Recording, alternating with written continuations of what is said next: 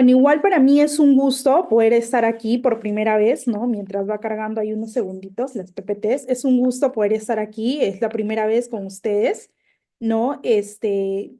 Como ya habían mencionado, mi persona se dedica al derecho de familia, yo soy abogada litigante en derecho de familia, no vemos ninguna otra materia que no sea derecho de familia propiamente, ¿no? Nosotros vemos familia civil, familia penal y familia tutelar, ¿no? Entonces ahí me parece que ya lo pueden ver. En Sí, esa doctora. ponencia que nos atañe, ¿no? Vamos a hablar justamente sobre la ley, ¿no? 30.364, que es la que previene, sanciona y erradica la violencia contra las mujeres y los integrantes del grupo familiar.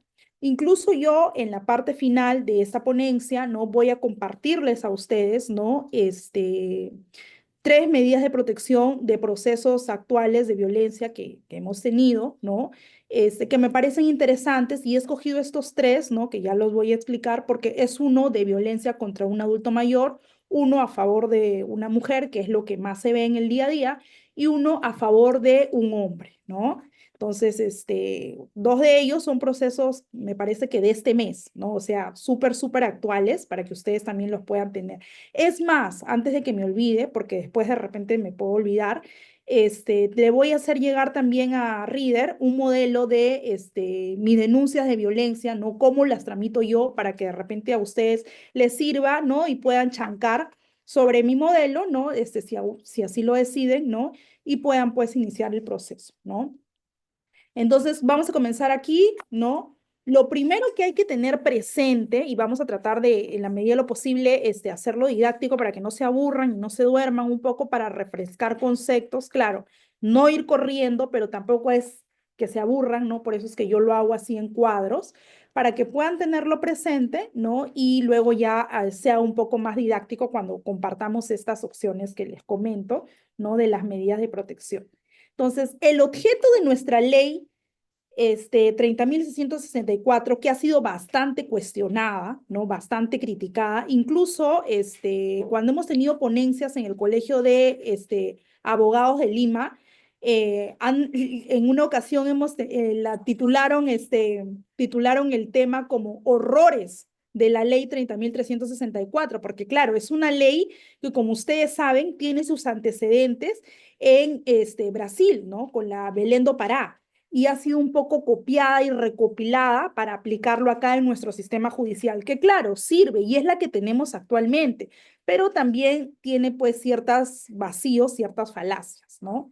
Entonces, esta ley trata de prevenir. Claro, el primer objeto de esta ley es prevenir justamente la violencia para evitar, ¿no? Vernos en un proceso de violencia como tal.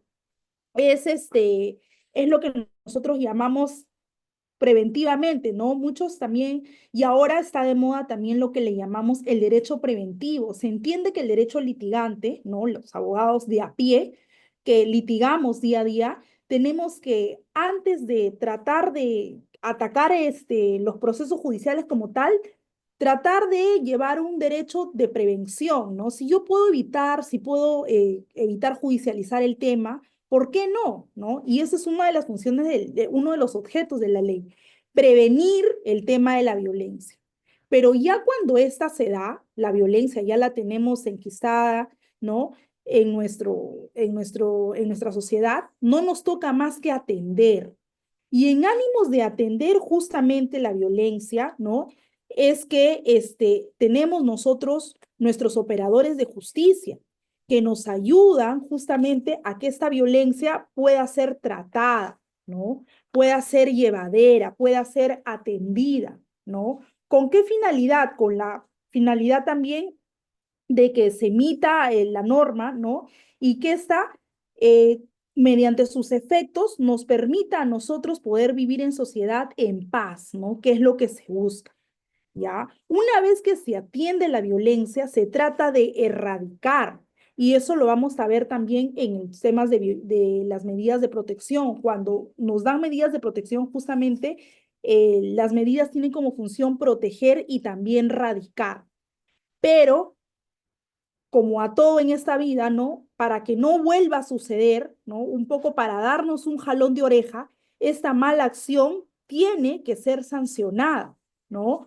Y es lo que nosotros venimos también tratando y tenemos pues lo que le llamamos medidas socioeducativas, en este caso para el agresor, y también medidas de atención para la supuesta víctima, ¿no? Entonces, nuestro objeto de la ley es prevenir, atender, erradicar y sancionar, ¿no? La violencia, ¿no? Para las mujeres y para los integrantes del grupo familiar. Recordemos que esta ley, ¿no? La 30.364 deja sin efecto la ley 26.000, que era la anterior, que solamente era una ley abocada a la violencia de la mujer. Con esta, ya los sujetos de protección son más amplios porque son no solamente la mujer, sino también los integrantes del grupo familiar. ¿Ya? Entonces, recordemos también que el objeto de esta ley nace porque nosotros tenemos una constitución política del Perú, nuestra constitución en nuestro artículo 4 es bastante protectora de la familia, ¿no? Nosotros tenemos un código civil también bastante protector de la familia y bueno, nuestra constitución en nuestro artículo 4 nos dice que nosotros tenemos que proteger, ¿no? A las personas más vulnerables, ¿no? Tenemos que la protección a la familia. Entonces, teniendo eso como preámbulo, vemos los propósitos de nuestra tan famosa ley de violencia familiar, ¿no? ¿Cuáles son los propósitos que tenemos? Lo primero que busca la ley es brindar la asistencia, ¿no? A la víctima, a la persona que así lo requiera, ¿no? Justamente tiene como función brindar asistencia, ¿no? ¿Para qué? Para que mediante esta asistencia la víctima, la supuesta víctima, pueda tener una protección inmediata.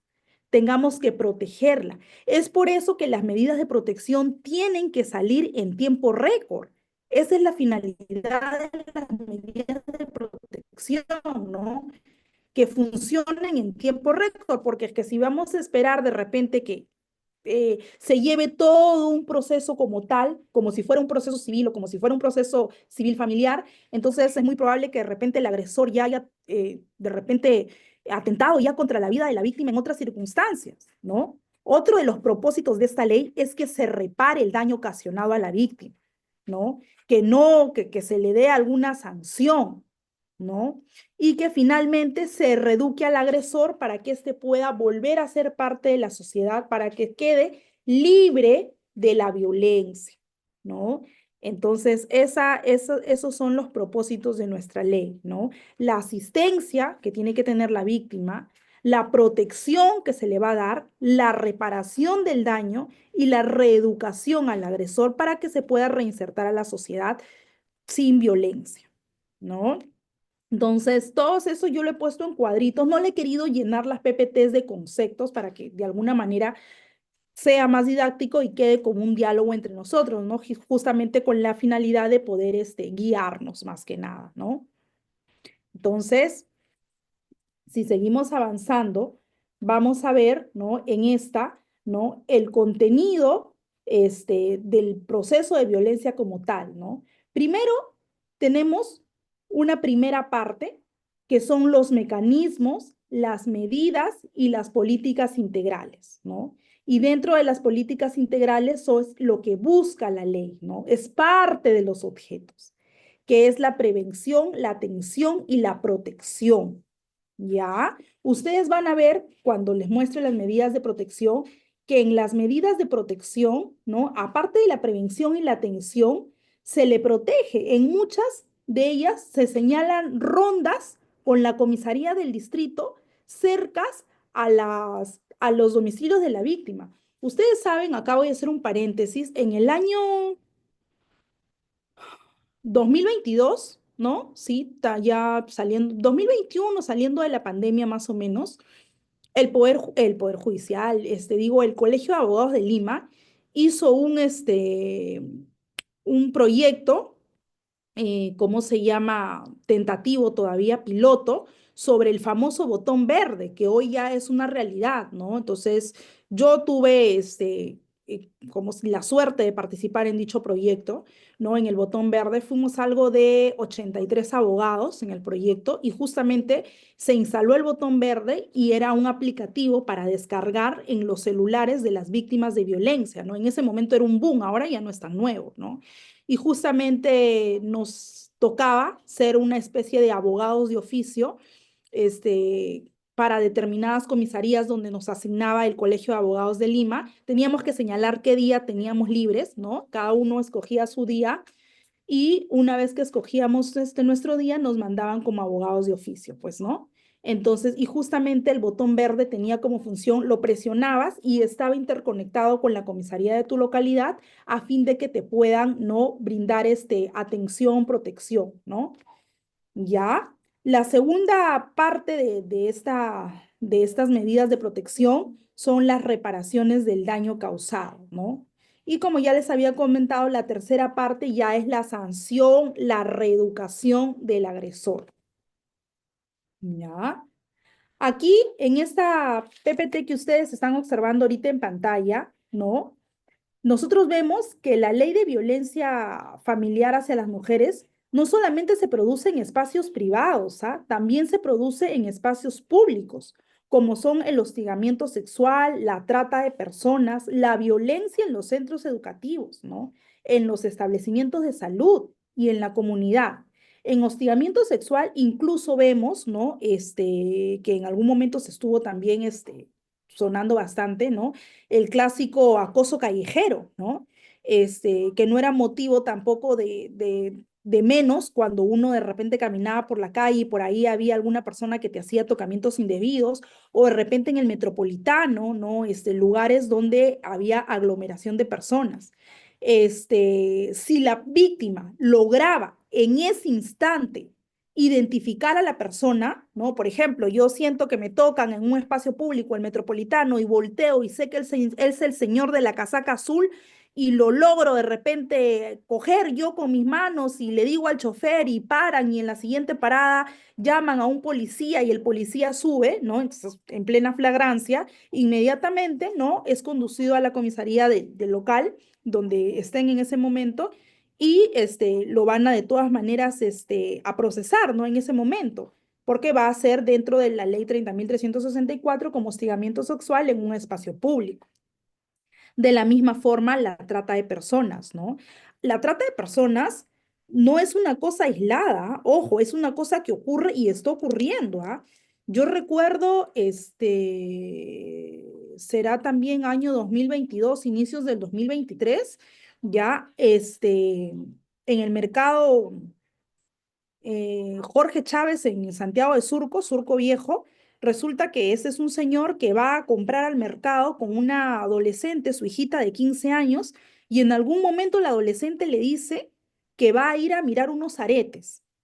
Y efectivamente, el señor compraba acá y la adolescente estaba 2 o 3 puestos más allá, esos puestos donde venden aretitos, collarcitos, pulseritas, y han venido unas personas de mal vivir y la han cargado prácticamente en peso a la adolescente y se la han llevado por la otra puerta del mercado, la han subido a un mototaxi y ha estado secuestrada 4 meses, ¿no? Por una casona vieja en la Avenida El Sol de Chorrillos, ¿no? Y la han estado obligando a prostituirse, ¿no? En una de esas, ¿no? Ella logra escaparse, ve la luz y como sea, no pide ayuda. Entonces, ese fue un caso acá, no les estoy hablando de un país vecino ni en provincia, acá en Lima, acá, ¿no? Y fue visto también como trata de personas. Entonces, sí existen estas cosas, aunque uno piense que están un poco lejos de nuestro entorno, sí pasa, ¿no? La violencia en los centros educativos también, ¿no? Hemos tenido incluso casos televisados hace poco por ejemplo, ahí escuché también un famoso tenía a su hija en un centro educativo y el profesor de educación física estaba pues también haciendo de alguna forma, ¿no? Hostigamientos, ¿no? Insinuaciones, ¿no? Él era menor de edad. Entonces, eso también es un tipo de violencia que también se maneja con la ley 30.364. En los casos de centros educativos, cuando nosotros los abogados eh, participamos con la fiscalía, subimos también, bueno, el centro educativo tiene la obligación de subir el expediente, el tema, ¿no? Al portal de Sí se ve, ¿no? Que es lo que hacemos, ¿no? Y tenemos también reuniones con el centro educativo porque ellos también tienen que indicar cuáles son las acciones que están haciendo. De manera preventiva, separan al docente, ¿no? Mientras se lleva a cabo la investigación. La violencia en los establecimientos de salud, que tampoco es un hecho aislado. Hemos escuchado también algunas personas que de repente van a dar a luz a hospitales públicos y la persona las maltrata, ¿no? Señora, pero ¿para qué pues abrió las piernas? ¿Pero para qué pues tienes tantos hijos, ¿no? Ah, bueno, ahora pues aguantas, ¿no? El dolor, ¿no? Entonces, eso es un tipo de violencia, ¿no? Que se usa bastante en establecimientos de salud, sobre todo del Estado, también en postas, ¿no? Y la violencia en la comunidad, que es la que vemos en el día a día, que es lo que sucede en nuestro entorno familiar. Entonces, la violencia se da en distintos aspectos y tiene también otros tipos de violencia. No solamente es la psicológica, no solamente es la física, ¿no? Entonces, para que nosotros podamos ir abriendo nuestra mente a ese tipo de violencias que cada día se hacen más comunes, ¿ya? La ley 30.364 regula la protección de las formas de violencia en espacios tanto públicos como privados. Ahí vemos, ¿no? Que está ligada al grupo familiar. La palabra grupo familiar es grande, ¿ya? Es grande y abarca todas aquellas personas que tengan un vínculo familiar conmigo. Por ejemplo, yo voy a denunciar por violencia familiar si tengo algún inconveniente con mi suegro, mi suegra, mi cuñado, mi cuñada, mi hermano, mi papá, mi mamá, mis hijos, mis sobrinos, ¿no? Cualquier persona que tenga un vínculo familiar, mi novio, mi ex esposo, mi ex conviviente, mi pareja, ¿no? Entonces, sí, ¿ya? Incluso hasta el enamorado, doctora, me preguntan algunos, sí, también, ¿no? Porque de alguna forma también está relacionado con un vínculo familiar o sentimental hacia mi persona. Lo que no puedo hacer, pues, ¿no? Es, si es que me peleo con el vecino, es tratar de denunciar por violencia familiar al vecino porque el vecino no tiene ningún vínculo conmigo. Y aunque les parezca sencillo lo que les estoy diciendo, miren, los operadores de justicia se equivocan. ¿Ya? ¿Cuántas veces hemos visto a personas que dicen, doctora, mire, yo tengo garantías contra mi esposo? ¿Garantías, señora? ¿Pero por qué tiene garantías? No, es que yo me fui a la gobernación y lo denuncié y la gobernación me dio garantías. Es que ahí no debería aplicar garantías porque el esposo no es un tercero, es un familiar, deberían ser medidas de protección. Garantías es cuando a mí pues me agrede, me molesta el vecino, el señor de la esquina, el de la tienda, ¿no? Ahí sí se dan cuenta. Entonces, pero señora, ¿por qué le han sacado garantías contra su mismo cónyuge? No, en todo caso las medidas de protección serían diferentes, serían otras, ¿no? Ya, pero ahí ustedes se dan cuenta que los mismos operadores de justicia deberían decirle, no, no señora, no mamita, esto no corresponde acá, ¿no? Usted va a tener una eficiencia, más célere si lo denuncia como violencia familiar. ¿Ya? Entonces vemos que está la protección familiar en el sentido extenso, porque estamos hablando de todos los miembros de la familia o algunas personas con las que yo tenga una relación. Ojo, y acá también me adelanto a las preguntas que ustedes me hacen, porque los chicos también me dicen, ¿no? Doctora, entonces si la violencia familiar es aquella que se da dentro del núcleo familiar, por personas que viven dentro del mismo espacio, dentro de la misma casa o que tienen alguna relación. Si yo vivo en un departamento con mi partner porque le alquilo a una amiga, ahí tenemos, y bueno, me peleo con ella porque me di cuenta que ella un día se había estado poniendo mi ropa, se había estado echando mi perfume y nos agarramos ahí, doctora, las dos de los pelos, pero vivimos en el mismo cuarto porque yo le alquilo a ella. Eso será tipo de violencia familiar porque estamos viviendo en el mismo departamento, ¿no? No, ya muchos creen que sí porque están compartiendo el espacio, pero no, ya. Entonces, la protección se da a los miembros del hogar en la unidad doméstica, ya sí, pero en este caso, pues la persona es ajena a esta relación familiar. ¿Ya? Y también se protege, como les contaba, las relaciones de parejas, ¿no? Si es mi enamorado, sí, porque se entiende que es una relación de pareja. Y acá viene la otra pregunta que todos me hacen. Doctora, ¿y si somos una pareja de homosexuales, ¿no? Yo tengo mi pareja otra mujer o yo soy chico y tengo mi pareja otro chico y también entre nosotros nos peleamos, nos agarramos ahí. ¿Será eso violencia familiar? Sí. Eso sí, porque también es una relación de pareja sentimental, ¿ya? Entonces, miren, cómo hay que distinguir, ¿ya? Para que lo puedan tener presente. Entonces, grupo familiar es una protección de familia extensa, ¿no? Para personas que viven en la misma unidad doméstica, pero que además, pues, tienen este vínculo, ya sea de familia o de pareja sentimental. ¿Ya? Habiendo dicho eso, ¿no? Nosotros seguimos, ¿no? En que para nuestra norma, la violencia debe ser entendida, ¿no? En el contexto de la norma, porque nosotros nos regulan y nos dicen qué es la violencia, ¿no? Entonces, es toda acción, ¿no? Que me cause a mí menoscabo, sea psicológico, sea física o agresión, ¿no? Va a ser aquella que me da como resultado la inequidad o el abuso de poder. El abuso de poder, que parece una palabrita que suele ser usada de repente de manera administrativa, ¿no? Aunque ustedes no lo crean, es bastante valorado en los procesos de violencia. En las fichas de valoración de riesgo, cuando la supuesta víctima la llena, le preguntan qué tanta relación de poder hay. Es el señor que la ha agredido, de repente, ¿cómo se llama? Es el señor que la ha agredido, ¿tiene algún poder sobre usted? ¿No? Sí, porque es mi esposo. Sí, porque trabaja usted de repente o es independiente económicamente, ¿no?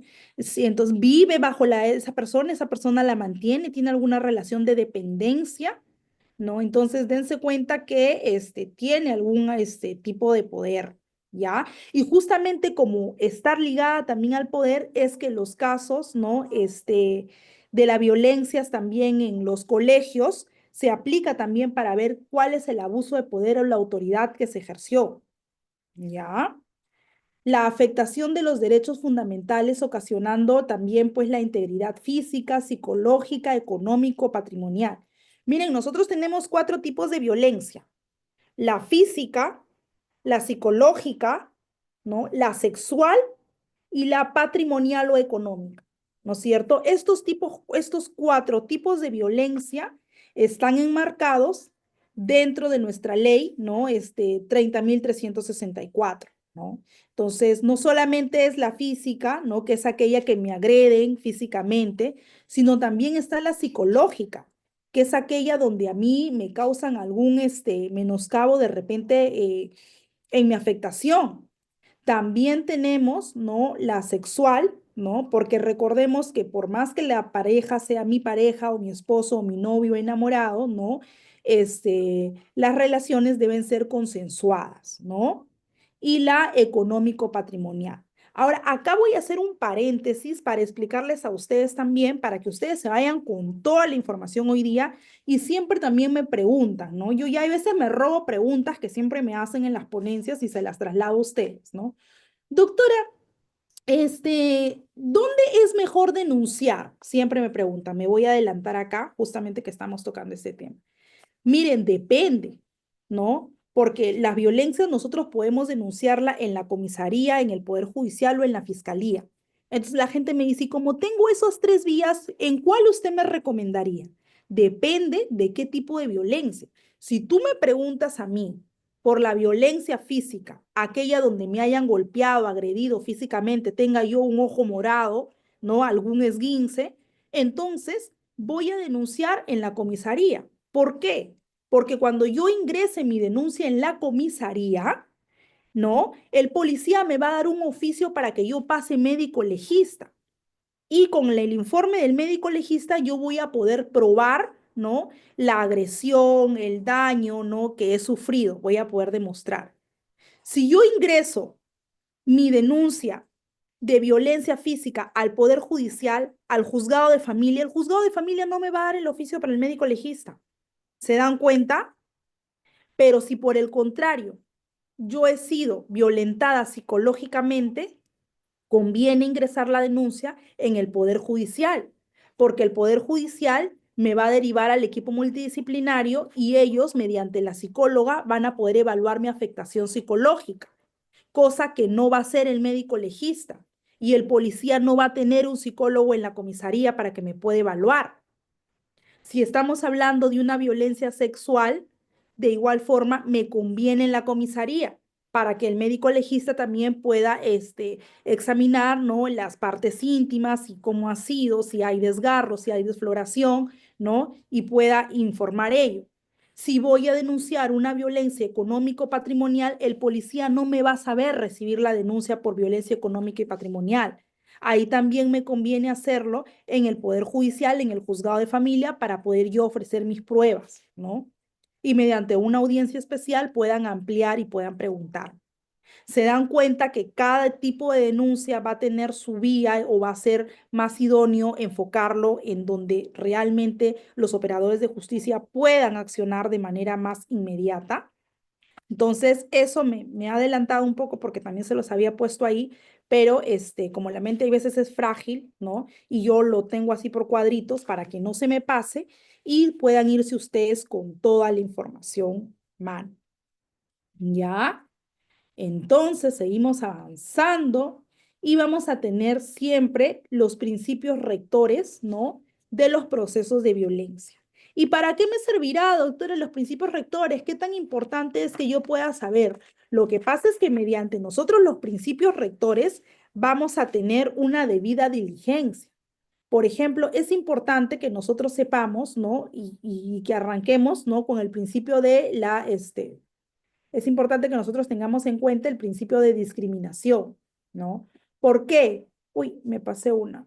¿Por qué? El principio de igualdad y no discriminación. Porque el principio de igualdad y no discriminación me va a permitir a mí ejercer justamente, ¿no? Mis derechos, ¿no? Me va a permitir a que no me discriminen y a tener una igualdad de género, también de sexo, de religión. ¿Ustedes sabían que, bueno, es reciente, el año 2024 se han comenzado a generar fiscalías especialistas en derecho, ¿cómo se llama? En derechos humanos y bien los temas de discriminación?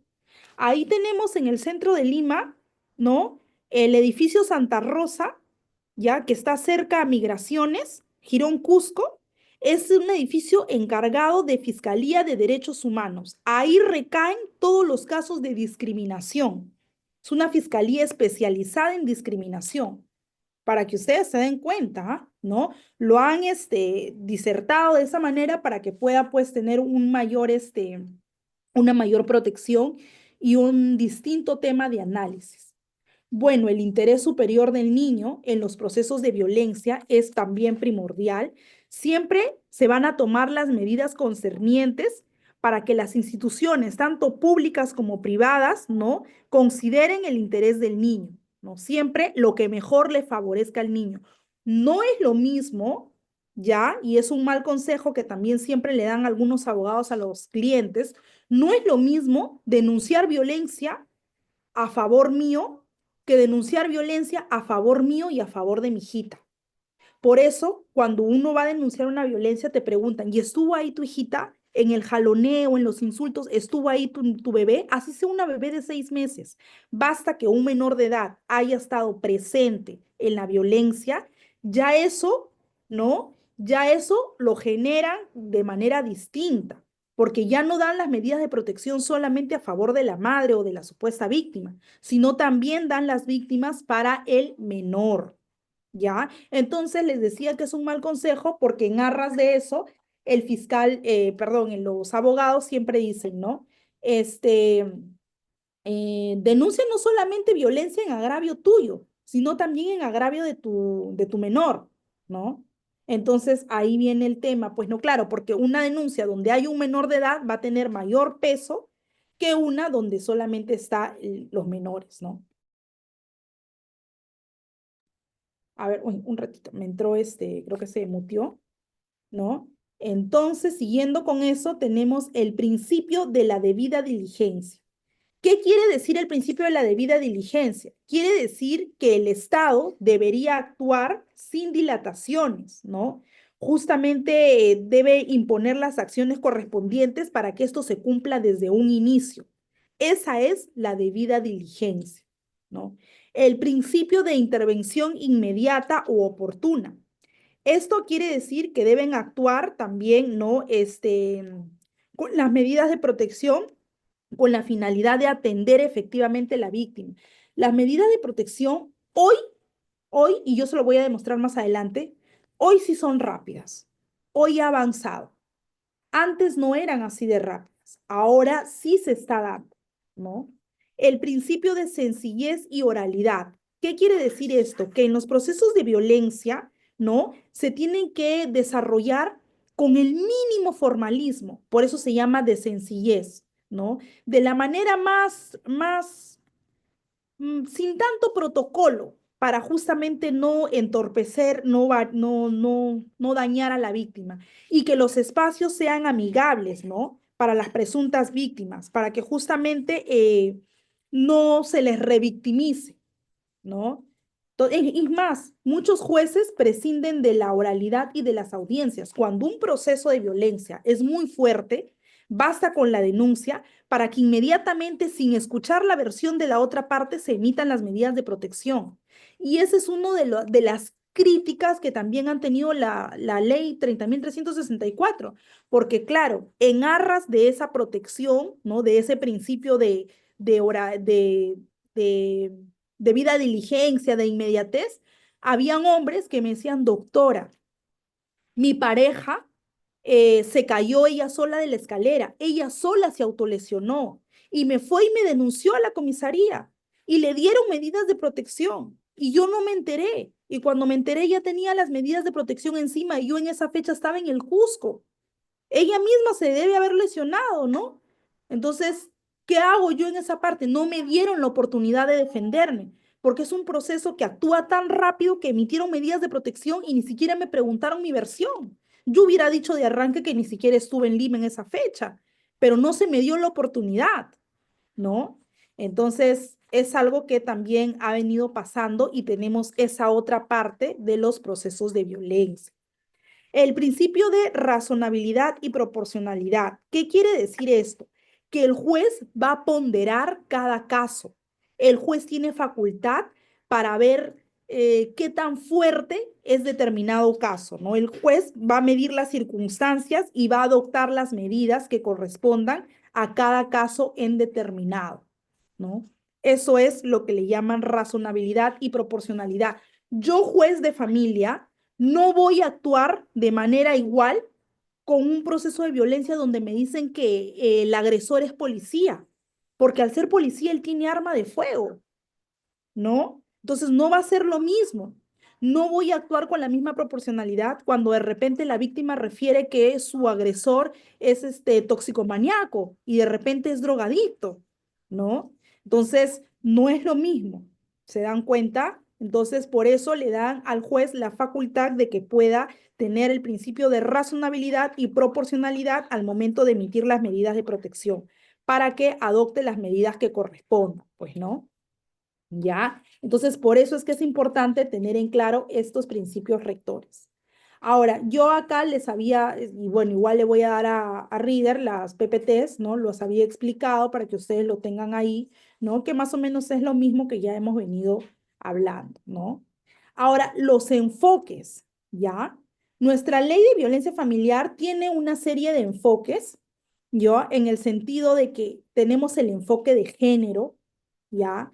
El enfoque de género, que no es otra cosa que en realidad, pues, cuando hacemos un sondeo, no es lo mismo la cantidad de violencias contra la mujer que hay que la cantidad de violencia contra los varones. Sí hay hombres violentados, ¿ah? Eso es cierto y es una realidad. Es más, yo les he traído también, hay unas medidas de protección a favor de uno de ellos, ¿no? Para que ustedes vean, pero de que sí hay también más víctimas mujeres que hombres, también, bueno, también debe ser porque dicen pues que nosotros tenemos, hay más mujeres que hombres, ¿no? Entonces también es diferente, ¿no? La cantidad del público agredido. Ahora, el enfoque de género también existe. Recuerden que tanto hombre como mujer puede denunciar en amparo de esta misma ley. ¿Ya? Las estrategias de intervención están orientadas a la igualdad y a la oportunidad. Es lo mismo, ¿ya? No es que con esta ley no voy a, no sé quién me dijo un día, doctora, yo he querido denunciar a un varón contra la ley 30.364, pero me han dicho que no puedo porque yo no soy mujer. No, eso no es posible, ¿no? Entonces, de repente ahí quiero pensar que el efectivo policial no tenía el expertise para poder guiarlo, pero eso no es así porque no diferencia el género, ¿no? Las causas principales de la violencia hasta las mujeres están orientadas a que justamente cualquier persona pueda tener estrategias de intervención, ¿ya? El enfoque de integralidad. La integralidad está presente en los distintos ámbitos, ¿no? A nivel individual, a nivel familiar, a nivel comunitario. Hay casos de violencia donde los agresores son dos. Y también yo se los voy a demostrar porque también tengo una de las medidas de protección que tengo es con dos agresores. Entonces ahí hay pluralidad. Las medidas de protección van a ser para la víctima, ¿no? Y hay casos en los que las víctimas también son dos. Hay casos en las que los dos se agreden y lo hacen ver como violencias mutuas, ¿no? Paréntesis ahí antes de que se me olvide, para que se lleven también toda la información. Hace un tiempo, una pareja X se pelea. Los dos se pelean. Y él se va a la comisaría. Bueno, se pelean, pero en realidad quien la agrede es el varón. El varón agrede a la mujer. Y ella también se defiende y también lo araña. Ella se va a la comisaría a denunciar, pero él se va en carro. Entonces él llega primero, le gana por unas cuantas cuadras, ¿no? Él llega primero y él pone la denuncia. Cuando ella llega, ¿no? Ella primero llama al abogado y le dice, doctor, ¿qué debo hacer en este caso? Mi esposo se ha ido también a poner la denuncia. Y el abogado le dice, anda, corre, pon tú la denuncia. Gánale y pon tú la denuncia, pero se olvidó de decirle al colega, ojo, ténganlo presente porque les va a pasar a ustedes en la práctica, se le olvidó decirle al colega que cuando los dos se pegan, lo hace ver como agresiones mutuas. ¿Y qué pasa en la práctica cuando hay una lesión mutua? Los dos se quedan encerrados en el calabozo de la comisaría hasta que venga el fiscal de familia y el fiscal de familia diga qué es lo que va a suceder. El tema es que esta pareja había dejado a sus dos niños menores de edad en la casa. Ya salieron como ellos pensaron que se iban a ir a la comisaría a denunciar y que la denuncia les iba a demorar 20 minutos. Y no contaron que se iban a quedar ahí sus 48 horas y los niños iban a estar encerrados en la casa solos, ¿no? Entonces, tuvimos que informar a la comisaría, ¿no? Que habían menores de edad en casa. La comisaría, no crean que porque hay menores de edad ya hay que soltarlos, no.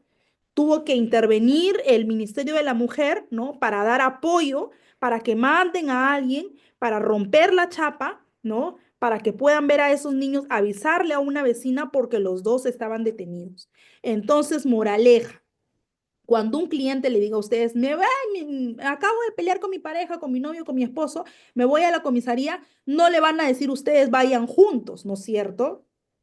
Porque, señor, tiene que esperar porque de todas maneras los dos se van a quedar detenidos ahí, o bueno, salvo haya alguien pues que pueda ver en todo caso, si es que hay hijos menores de edad, por los menores, ¿ya? Para que lo tengan presente. El enfoque intercultural es aquel, ¿no? Donde se da, no admite, o sea, se tiene en cuenta también las prácticas interculturales. Por ejemplo, ¿no? Hay algunos lugares de la sierra donde practican, por ejemplo, esos deportes, ¿no? De repente con las manos, con esas bolsas, esas medias, ¿no? Entonces ahí, y entre ellos también participan, familiares, ¿no? De repente la cuñada con la concuñada o de repente con la suegra, con la nuera, ¿no? Entonces, hay veces en esas agresiones también quieren darse a notar que ha habido violencia familiar, pero ahí tienen que reconocer también el enfoque intercultural, ¿no? Hay prácticas culturales discriminatorias que toleran la violencia, ¿no? Entonces hay que tenerlo presente también. El enfoque de los derechos humanos. El enfoque de los derechos humanos, ¿no? Procura que los titulares de los derechos, ¿no? Deben cumplir sus obligaciones, o sea, se tiene que identificar quién es el titular del derecho, ¿no? Yo puedo, doctora, bajo ese criterio, yo puedo denunciar la violencia de que el vecino le pega a la vecina. Lo que pasa es que mi vecina es muy sumisa y ella nunca lo va a hacer. ¿Puedo hacerlo yo? Sí, claro, ¿no? Está en juego los derechos de la persona, es una persona con derechos humanos como tal. Entonces, de todas maneras, yo puedo. ¿no? Los enfoques interseccionales. Los enfoques interseccionales estaban teniendo en cuenta, ¿no? La experiencia de los factores de identidad como la etnia, el color. No me pueden violentar a mí por mi condición de seropositiva, por si acaso, ¿ah? Muchos me preguntan eso. Es un tipo de violencia que se discrimine, que alguna persona con VIH, ¿no? Sí, es un tipo de violencia. Cuando una persona se hace una prueba, por ejemplo, de VIH y sale, es una prueba tan personal que ni siquiera el resultado se lo dan al esposo. ¿Ya? Es más, el paciente con VIH tiene incluso su derecho a guardar su reserva y a no decir incluso cómo es que se ha contagiado. Eso forma parte, ¿no? De su reserva, de su derecho. No está obligado, salvo él de repente en algún grupo de apoyo quiera revelarlo, ¿ya? No estoy, pero yo por ser la esposa no puedo recoger los resultados, no puedo decirlo, no. Y ahí viene también otra pregunta que los chicos me hacen. Doctora, entonces, si a las personas seropositivas no se les puede discriminar ni nada, ¿por qué antes de casarse a uno le hacen pasar por exámenes médicos para ver si uno tiene enfermedades venéreas o enfermedades de transmisión sexual? Si alguien saliera positivo, ¿se me va a negar el matrimonio? No, no se le niega el matrimonio. Yo puedo casarme con una persona seropositiva si es que yo conozco desde antes la condición, ¿no? No es que, mira, ha salido seropositivo, te negamos, ninguna municipalidad del Perú te va a casar. No, tiene todo el derecho de casarse, no lo pueden discriminar, pero la otra persona tiene derecho a conocer eso antes de contraer enfermedad, ¿no? ¿Para qué, no? Si es que fuera el caso, ¿no? ¿Para qué, Lorena? Para luego no usar la causal de enfermedad sobreviniente al matrimonio regulada en el artículo 333 de nuestro Código Civil, ¿no es cierto? Si yo conozco la enfermedad antes, no tendría yo por qué usarla como causal a futuro, ¿ya?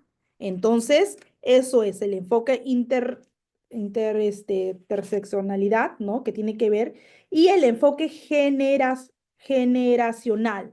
El enfoque generacional, por acá lo tengo, ya es el que identifica las relaciones de poder entre distintas edades, ¿no? Porque se vincula, por ejemplo, con la juventud, la adultez. Cuando nosotros ingresamos una denuncia de violencia para un adulto mayor, ¿no? Si bien es cierto que los procesos son céleres, las medidas de protección en algunos casos son diferentes. Incluso, ¿no? Y lo pueden hacer ustedes también en algunos casos, pueden pedir ampliación a las medidas de protección. ¿Por qué? Por el enfoque generacional. No es lo mismo la vejez con la juventud, la adultez, ¿no? Entonces, el plazo se considera es considerado de manera distinta, ya, para que lo tengan también presente. Entonces, seguimos, ¿ya? Esto de acá es lo mismo que yo les he conversado, ¿no? Acá el detalle, les he puesto ahí los enfoques de género, el enfoque de integralidad, ¿no? El enfoque intercultural, el enfoque de los derechos humanos, ¿ya? Y el enfoque generacional, que es lo mismo porque yo lo tengo acá también para irme guiando. Ahora, la división de la violencia, ¿no? La definición, perdón, de la violencia. Como yo le había dicho, me pasé una, la definición de la violencia, ¿no? No es lo mismo ocasionar una acción, ¿no? O sea, de todas maneras yo voy a hacer una conducta que me cause daño, ¿no? Que me cause agravio, esa es la violencia, pero si producto de esa acción, ¿no? La persona muere o le causa un daño irreparable, ¿no? Entonces la condición, la sanción va a ser diferente. Incluso nosotros tenemos una causal de violencia para los procesos de divorcio, ¿ah? Ojo, hay una causal también de violencia. Claro, yo tengo que probar, ¿no? Debidamente mi causal de violencia, porque, ojo, como le digo yo a los chicos cuando me toca hablar de divorcio, no es lo mismo que yo quiera presentar mi demanda de divorcio con mi causal de violencia con solamente la denuncia, porque la denuncia no prueba nada. La denuncia es una declaración unilateral. Yo puedo decir que el vecino, no sé, me cortó con un cuchillo, pero de ahí a que eso haya sido cierto es otra cosa, ¿no? Entonces, tiene que entrar a una etapa de investigación, porque recordemos, y más adelante lo vamos a ver, que los procesos de violencia, cuando yo denuncio en la comisaría, inician en la comisaría, pasan al juzgado de familia y del juzgado de familia con medidas de protección o sin medidas de protección, pasan a la fiscalía, porque la fiscalía tiene que hacer su trabajo, que es investigar, ¿no? Entonces el fiscal tiene que pronunciarse o archivando esta denuncia o formulando delito, ¿no? Claro que en muchos casos la archiva, porque aquí en el Perú, pues para que lo configuren delito, pues tienes que haber estado al borde de la muerte, ¿no? Entonces, ¿a qué venía esto a colación? A que en los procesos de divorcio, que son temas aislados, pero estamos haciendo un paréntesis, cuando yo voy a invocar mi causal de violencia, debo probar que este proceso ha llegado hasta la etapa fiscal y que tengan pues una sentencia o realmente hay un informe médico, ¿no? Que determine como tal. ¿Ya? Entonces, la violencia, ¿no? Se define con cualquier daño, menoscabo que pueda causarme el daño, ¿no? El sufrimiento o la muerte, ¿no? Como tal.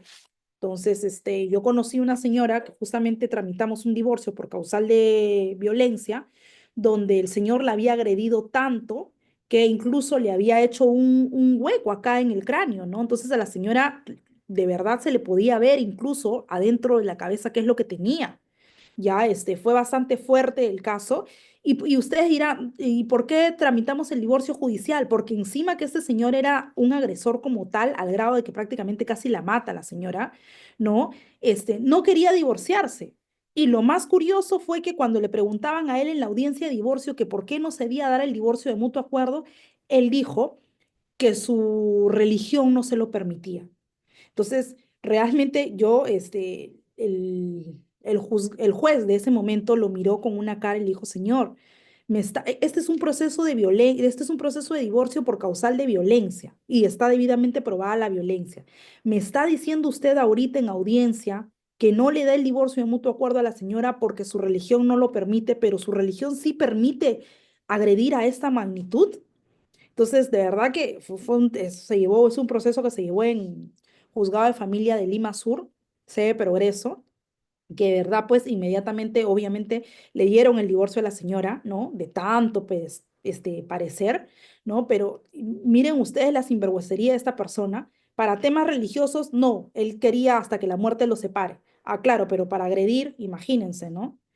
Entonces, seguimos avanzando acá con el tema de violencia. Y tenemos que la violencia contra las mujeres, ¿no? Cuando separamos el tema de la ley contra las mujeres o los integrantes del grupo y los integrantes del grupo familiar contra las mujeres, ¿no? Pueden tener lugar dentro de la familia, la unidad doméstica, ¿no? También en la comunidad, como ya lo habíamos dicho, y puede ser perpetuado por cualquier agente, incluso persona privada o también persona del Estado, ¿ya? Entonces, aquí, ¿no? Cuando nos explayamos, vemos pues que en la unidad familiar, ¿no? Es aquel, como ya yo me había adelantado al comienzo, con el que comparto el mismo domicilio, ¿no? Entre otros, ¿no? Compartimos el mismo domicilio y que la mujer pues, de repente sufre maltrato psicológico, físico, abuso sexual, ¿no? Y también en la comunidad se ve pues como con las torturas, las prostituciones, los acosos, los secuestros, las tratas, ¿no? En las instituciones educativas, como les había comentado, los establecimientos públicos, ¿ya? Ahora, esto de acá, ¿ya? Es un cuadro que complementa al anterior, porque aquí vemos que producto de esta acción de la violencia, que puede producir muerte, daño, sufrimiento, tiene que haber una relación de responsabilidad, confianza y poder. La mayoría de las víctimas de violencia, cuando llenan la firma de valoración de riesgo, hay un tema de poder ahí, porque de repente algunas no trabajan, o porque de repente es el esposo, o porque es el hermano mayor, o porque es el abuelo, o en el caso de los hombres, ¿no? Porque es la esposa, o porque de repente es la novia, o en algunos casos es mi hermana y como es mujer no la toco, o es mi papá, mi propio papá no me maltrata, pero como es adulto mayor yo no lo puedo agredir. Entonces, si ustedes se dan cuenta, cumple o bien con la responsabilidad, con la confianza o el poder. Siempre está ligado a este tipo de relaciones, ¿no? Ya. Ahí avanzando, vemos, ¿no? Que los sujetos de protección de esta ley, ¿no? Ley 30.364 contra los integrantes del grupo familiar, ¿no? Son las mujeres durante todo su ciclo de vida, ¿no? Como son las niñas, las adolescentes, los jóvenes, las adultas y las adultas mayores, ¿no? Y también los miembros del grupo familiar, como ya les había comentado yo, ¿no? Cónyuges, convivientes, padrastros, ascendientes, descendientes, ¿no? En fin, hay algunos casos incluso de violencia que son complicados porque a veces viven dos adultos mayores en la misma casa. Ejemplo, el señor de 76 y la señora de 78. Y ambos se agreden, se insultan, el señor le hace la vida imposible a la señora, entonces, y es complicado, ¿no? Porque ambos son adultos mayores y ambos viven en la casa. ¿Cómo dicta el juzgado medida de protecciones apartando de la casa a uno de ellos cuando de repente el otro no tiene a dónde irse? Y también es una persona sujeta a protección en la ley 30.364. O el caso de algunas personas cuando me dicen, Lorena, yo soy violentada porque en mi casa vivo con mi hermano y mi hermano tiene esquizofrenia. ¿Qué hago? Pero así con su esquizofrenia y todo, él pega, agrede, la otra vez me ha roto la cabeza, ¿no? Entonces, esos casos son complejos y son complicados. O en el caso de algunas personas me dicen, Lorena, yo vivo con mi papá porque me lo traje a mi papá a vivir a mi casa, ya no lo puedo sacar, soy hijo único y mi papá ha entrado en demencia, ¿no? Entonces, y me maltrata, me pega, lo tengo que estar agarrando, la otra vez se levantó en la madrugada y me ha comenzado a ahorcar. ¿Qué se hace en esos casos, no? Porque se dan cuenta que son parientes, son ascendientes, son descendientes y son temas complejos, ¿no? Contra todos aquellos que habitan en el mismo hogar, ¿no? Claro, que no tengan relaciones contractuales o laborales. Esto es lo que hace la excepción a lo que a lo que yo les comentaba, ¿no? Lorena, yo vivo con mi partner, ¿no? Le alquilo un cuarto dentro de mi... Entonces, ¿es violencia familiar? No, porque aquí hay una relación contractual, sea como sea, ella te paga por ese cuartito, 300, 500, 800 soles, lo que fuera, hay un tema contractual, ¿no? Entonces, quienes hayan procreado hijos en común, independientemente o convivan o no se produzcan, ¿no? Entonces, hay gente que dice, ¿será violencia familiar? Yo tuve un hijo con él, pero nunca ha sido mi novio, nunca ha sido mi enamorado, nunca ha sido mi conviviente. Ya, pero tienen hijos en común. Eso ya los pone en un grado de parentesco, ¿no? Un grado de relación, un grado de afinidad, ¿no? Entonces, eso, ¿no? Estos son los sujetos que están bajo protección de la ley 30.364. ¿Ya? Seguimos avanzando y vemos, como ya también yo me había adelantado, los cuatro tipos de violencia que yo les había mencionado. ¿Ya? Hay veces es difícil de probar la violencia psicológica porque la persona puede salir con un menoscabo psicológico, con una afectación, pero ¿cómo pruebo que mi afectación corresponde, ¿no? a esa determinada persona? De repente yo ya venía afectada de antes, ¿no? Por cosas que vengo arrastrando de niña.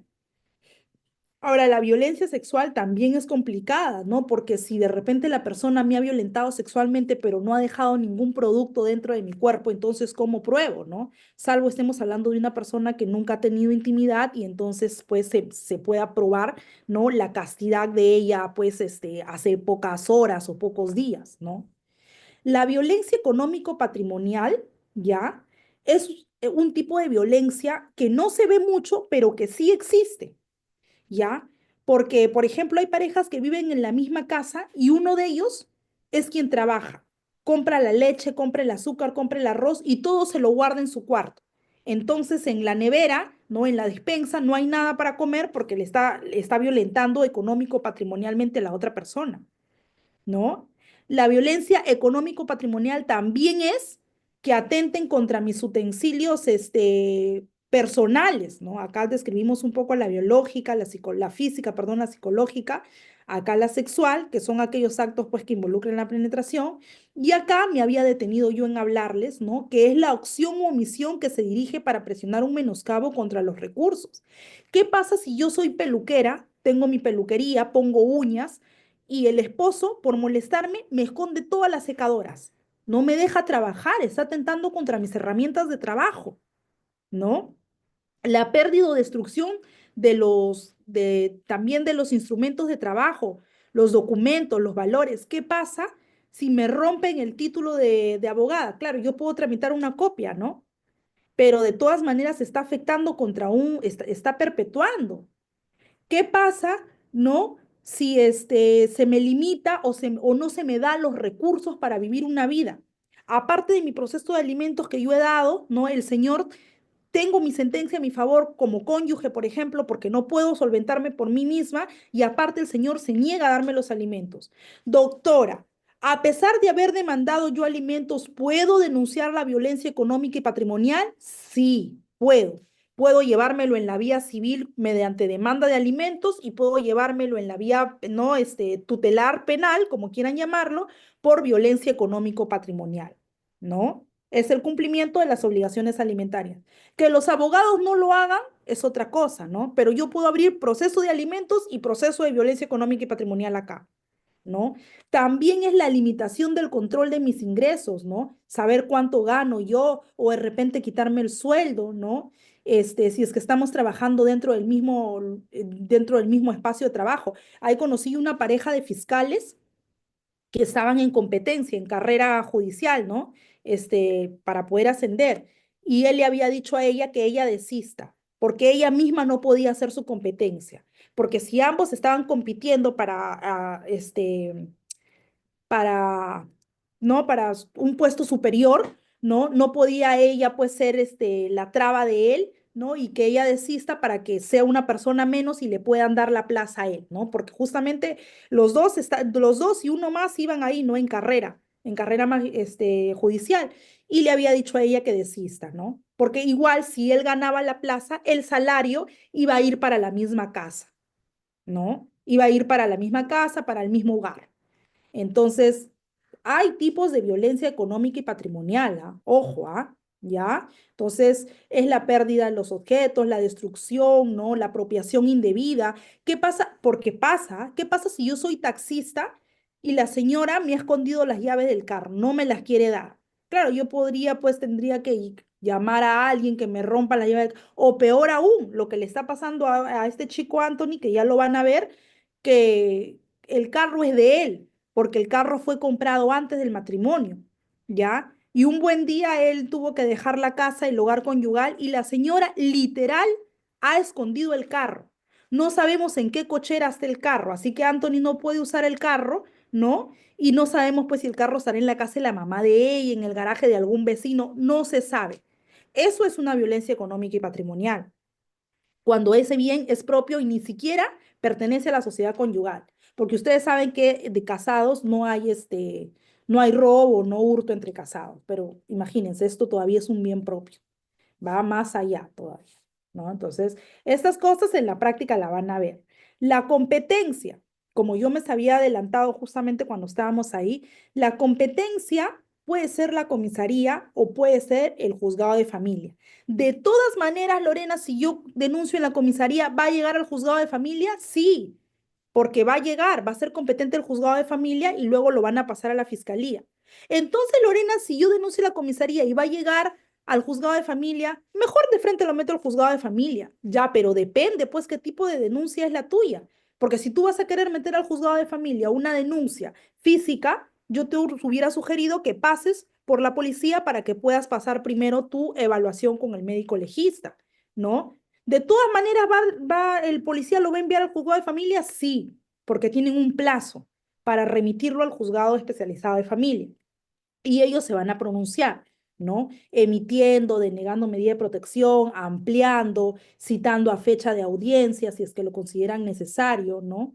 Entonces, puede conocer la denuncia por actos de violencia las mujeres y los integrantes del grupo familiar. ¿Dónde? En el juzgado de familia. Denuncio en la comisaría, va a llegar al juzgado de familia. Denuncio en juzgado de familia, igual se va a tramitar ahí, ¿no? Entonces, seguimos avanzando y acá vemos, ¿no? Ya la denuncia. ¿Cómo formalizo la denuncia como tal? Si me preguntan a mí, ya, cuando estamos hablando de una denuncia ante el juzgado de familia, yo siempre las ingreso por escrito. ¿no? Hago como una especie de demanda, que no es demanda, pero por escrito, ¿no? Ahí le van a ver, porque ahí les he traído un modelo, ¿ah? Ahí narrando todos los hechos, todos los sucesos, ¿no? ¿Qué pasó, cómo pasó, etc. ¿Ya?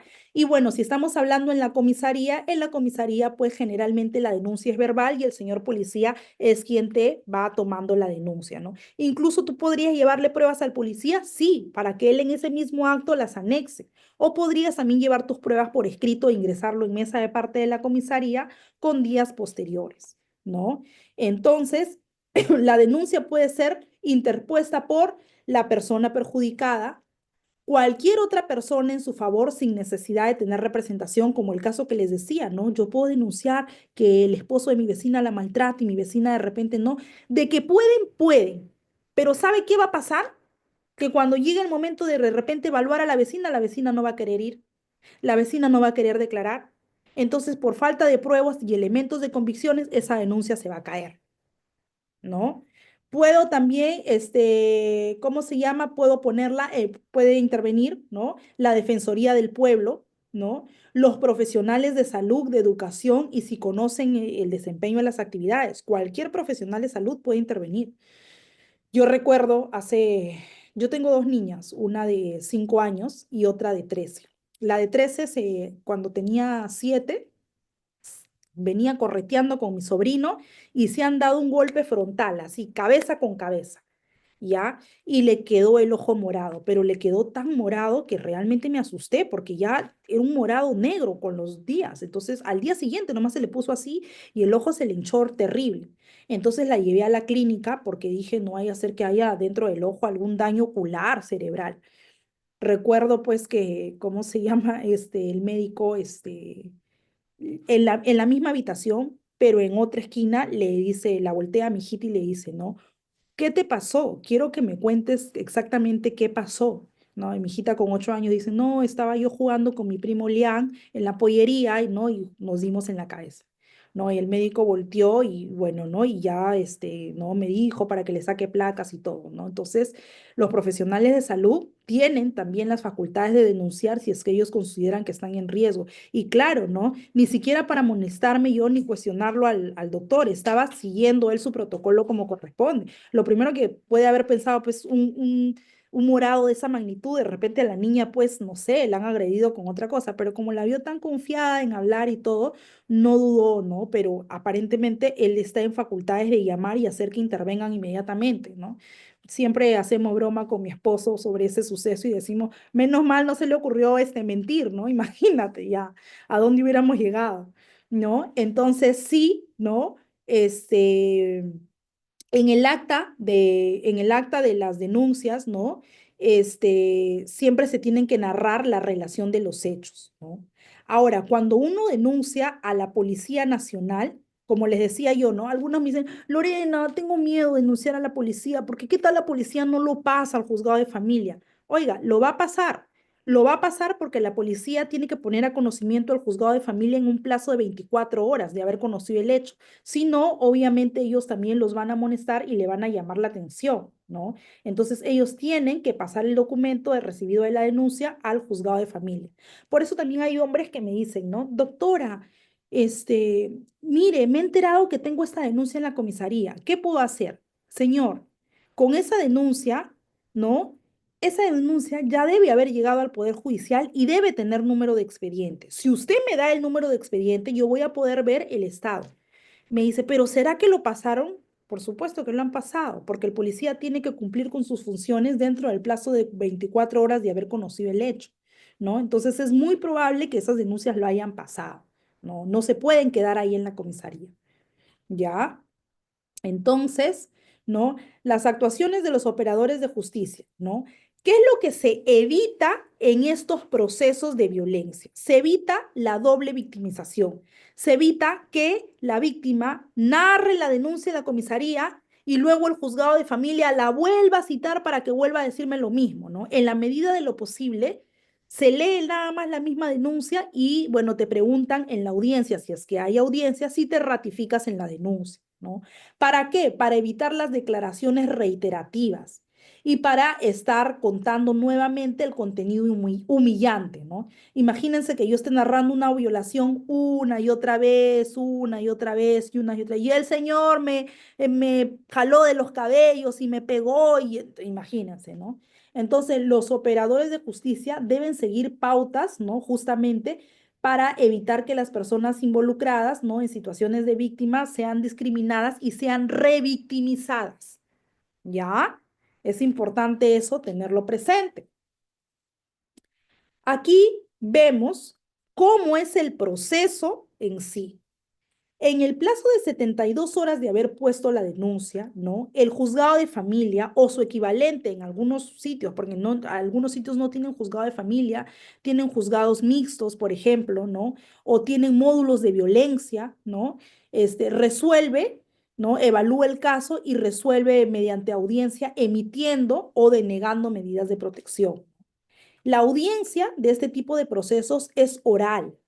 Es más, y antes que me olvide, en este tipo de procesos, aparte de las medidas de protección, uno puede pedir medidas cautelares. Las medidas cautelares dentro de los procesos de violencia no son lo mismo que las medidas de protección, ¿ah? ¿Ya? Lo malo, por así decir, es que como ustedes saben, las medidas cautelares son provisionales, ¿no? ¿Me van a dar medida cautelar? Sí, pero eso no quiere decir que van a ser eternas. Yo tengo que iniciar mi proceso en la vía ordinaria. Por ejemplo, Lorena, si yo inicio mi proceso de violencia familiar por violencia patrimonial y económica, ¿puedo pedir como medida cautelar que me den una pensión de alimento? Sí. ¿Y me la van a dar? Sí, pero solamente una pensión de un tiempito. Para yo tener mi pensión de alimentos prolongada en el tiempo, tengo que iniciar mi proceso ordinario. ¿Cómo? Mi proceso de pensión de alimentos, ¿no? Entonces, ¿por qué? Porque las medidas cautelares son provisionales. ¿Ya? Dentro de los procesos de violencia, yo puedo pedir como medida cautelar las visitas, la tenencia, la suspensión. Sí, puedo, pero va a ser provisional. Eso no me quita que en la vía ordinaria yo deba iniciar mi proceso como corresponde. ¿Ya? Entonces, sí, tuvimos también un curso para otra ponencia que fue solamente, y ahí trabajamos puros modelos prácticos sobre medidas cautelares dentro de los procesos de violencia, por ejemplo, ¿no? Porque sí, es todo un tema que atañe para más, ¿no? Y bueno, en el proceso se van a analizar los actuados, ¿no? Entonces el juzgado de familia procede a remitir el caso a la Fiscalía Penal, que yo les había contado. ¿Para qué? Para dar inicio al proceso penal. ¿Ya? Es así como funciona. Ahora, ojo, ¿ya? Y este también ya es materia de la parte penal. El juzgado penal, ¿no? La fiscalía, ¿no? El proceso en instancia penal, como yo les había dicho, el fiscal puede archivar el caso, como puede configurar delito, como de repente el fiscal no lo archiva, pero tampoco configura delito, porque de repente el fiscal lo hace ver como faltas. Y doctora Lorena, ¿qué pasa en ese caso? El fiscal lo va a remitir al juzgado de paz letrado, para que el juzgado de paz letrado penal pueda hacerlo ver como faltas, y es un proceso chiquito que se lleva a nivel paz letrado y donde tiene como finalidad resarcir económicamente el daño a la víctima. ¿Ya? Esas son cosas que suceden en la práctica. Los procesos son lindos, ¿ah? Son preciosos, ¿no? Tienen unas etapas bien marcadas y es como todo, ¿no? Tiene sus reglas del juego. ¿Ya? Entonces, para que ustedes sepan cómo es el proceso. Inicia en comisaría, deriva a juzgado de familia, deriva a fiscalía y fiscalía, es más, si no archiva ni configura delito, hasta podría hacerlo ver como faltas al juzgado de paz letrado. Miren, ¿ah? Es todo un camino. ¿Ya? Siguiendo con la secuela, ¿no? Entonces, acá hablábamos de flagrancia. En los procesos de violencia existe la flagrancia, claro, cuando la Policía Nacional del Perú procede en inmediata detención del agresor, como el caso que les ponía yo al comienzo, ¿no? De repente estoy en el Metropolitano y logro identificar quién fue mi agresor. Entonces, ahí mismo, ¿no? lo atrapan, lo llevan y la policía en la comisaría, en atributo de sus facultades, redacta el acta, ¿no? Para hacer entrega del detenido, ¿no? Las circunstancias, ¿no? Y comunica a la Fiscalía Penal o a la Fiscalía de Familia, ¿no? Entonces, hasta que se apersone el fiscal y se realizan las acciones, pues, ¿no? Ya se comunica a la fiscalía y a quien corresponda. Y bueno, ahí hay veces se quedan detenidos porque el fiscal hay veces de manera inmediata no es que esté disponible, ¿no? Tienen que buscar que la fiscalía esté de turno, ¿ya? Esa es la flagrancia, cuando sucede en el mismo momento. O también, ¿qué pasa si mis vecinos se están peleando, se están matando ahí? Y justo pues, nada, ¿no? Entre forcejeos y todo se abre la puerta y logro yo traer al policía o el policía llega o ya desde que escucho gritos yo voy llamando a la policía, ¿no? Y ya y cuando la policía entra y se ve pues ahí, ¿no? Que la señora está de repente ensangrentada. Eso es flagrancia también, ¿no? Ahí se hace la inmediata detención y con la redacción del acta en su momento como corresponde. ¿Ya? Ahora, en las entrevistas únicas de los procesos de violencia, se pueden entrevistar a la niña, al niño, al adolescente, a la madre, al adulto mayor, ¿ya? ¿Puede haber una declaración ampliatoria de la víctima? Sí, pero en este caso, ¿no? Solamente si es que se requiere aclarar, complementar o precisar.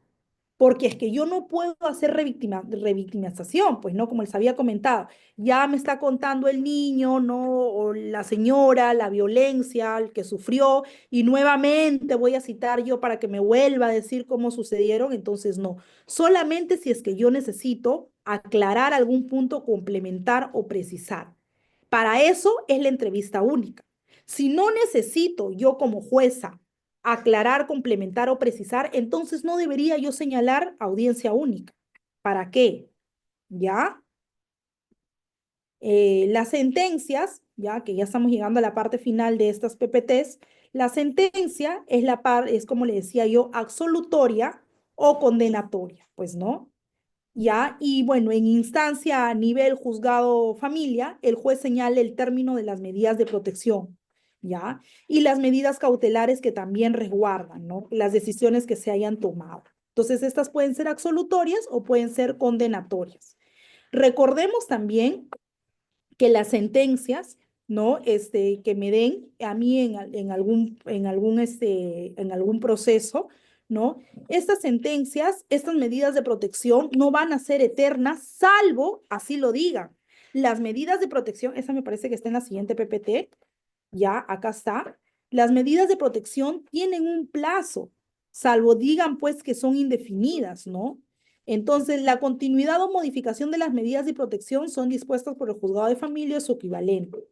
El tratamiento terapéutico a favor de la víctima y el tratamiento especializado para el condenado. Ojo, las medidas de protección se cumplen y yo tengo que informar el cumplimiento de las medidas de protección. Si ustedes tienen un cliente agresor, que esté en calidad de agresor o en calidad de víctima, yo tengo que informarle al juzgado que el señor Juan está tomando el tratamiento y tengo que informar que la señora María también está siguiendo tratamiento, ¿no? Entonces, la continuidad o modificación de las medidas de protección, ¿no? Que resguarden la tenencia, el régimen de visitas, ¿no? No vayan a pensar ustedes, cuidado en asesorar al cliente, en decirle, ay, pues señor, como ya aquí en el proceso de violencia ya nos han dado una medida cautelar de alimentos, ya no es necesario que usted inicie proceso de alimento. Oiga, no, eso es solamente es provisional. La continuidad se tiene que hacer en el proceso ordinario, ¿ya? Entonces, y las medidas, pues, que el gobierno señale, ¿no? Aquí creo que en la parte de aquí abajo, yo había puesto también que existe la inscripción de la sentencia en el registro único de víctimas y agresores. ¿Ustedes sabían que teníamos una inscripción de sentencias en el registro único de víctimas y agresores? Así como tenemos la inscripción en el REDAM para registro de deudores alimentarios morosos, así como tenemos el REJUM, que es el registro de deudores civiles, ¿no? Aquellas personas que le deben a los de la Cámara de Comercio, etc.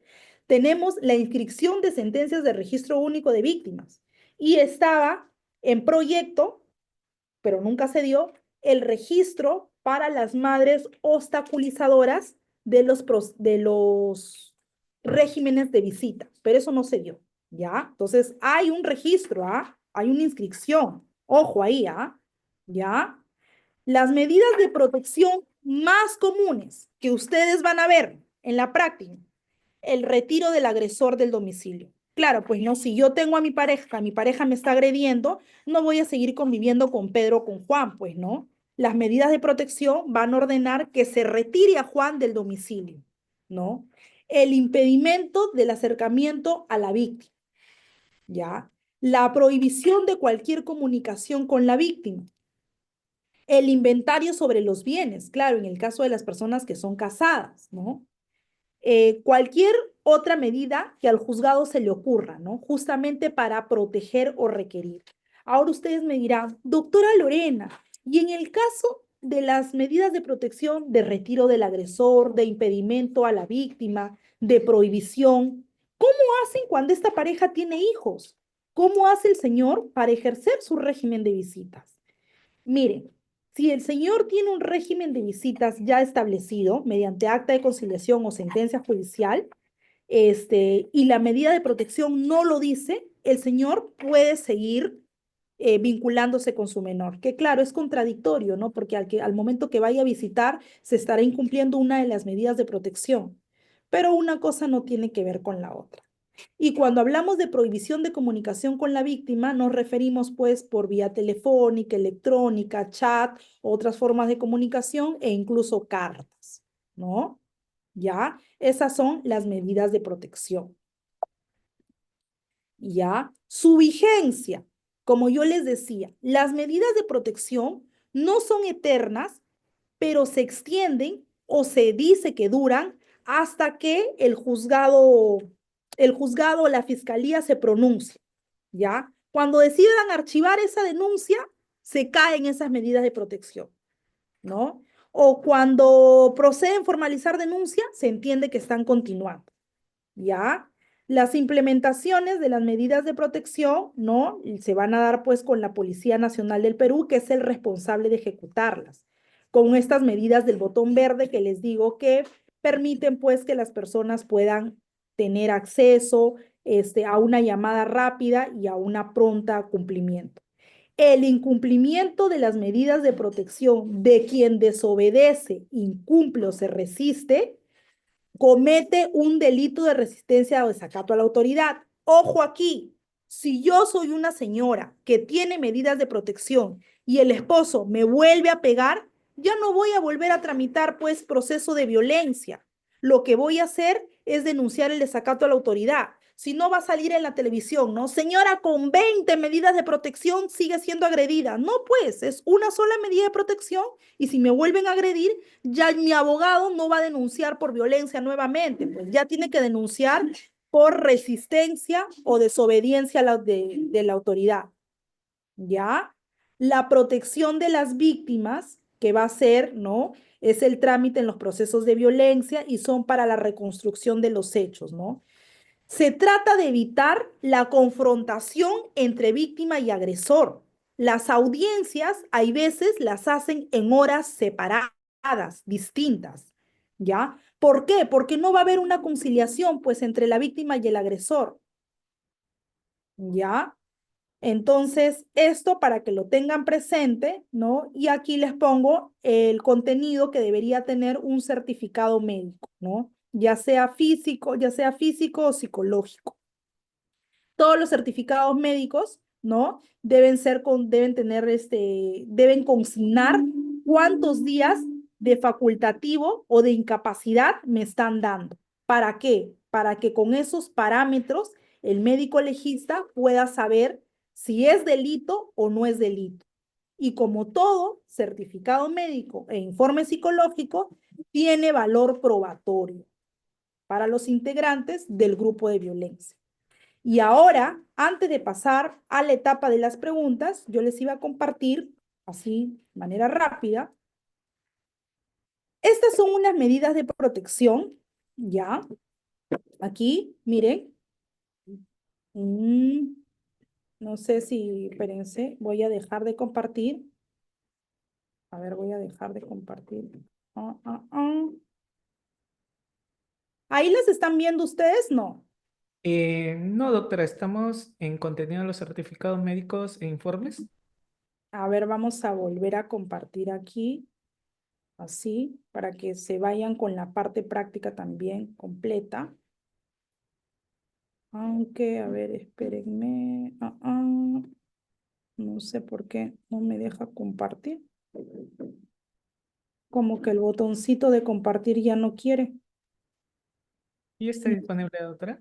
Lo puede verificar nuevamente y los Ah, participantes, ya saben, tienen que tener activo su cámara al finalizar la sesión, ronda de preguntas y prioridad a quienes han estado con cámara prendida durante toda la sesión.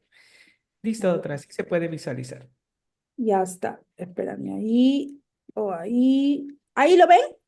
Sí, doctora, Ya. estamos visualizando más de 400 conectados en sala Zoom. Ya, esta es una medida de protección, como ustedes pueden ver, ya, aquí es una persona adulta mayor que tenía 76 años, ya, uy, ya sin querer le subrayé, 76 años y ella había sido agredida por dos personas de manera conjunta, ¿no? Por Claudio y Gabriela, ¿ya? Entonces, aquí, no sé si me deja avanzar. A ver, ay, creo que lo voy a dar así en chiquito, creo, para que así me deje avanzar más. Ahí lo siguen viendo, ¿no? ¿O se Sí, quitó? doctora, sí se puede visualizar. Ya, miren, estas medidas de protección de esta adulta mayor de 76 años, lo que yo quería mostrarles al compartir, ¿no? Bueno, es que después de la interpretación, valoración de los medios probatorios, ¿no?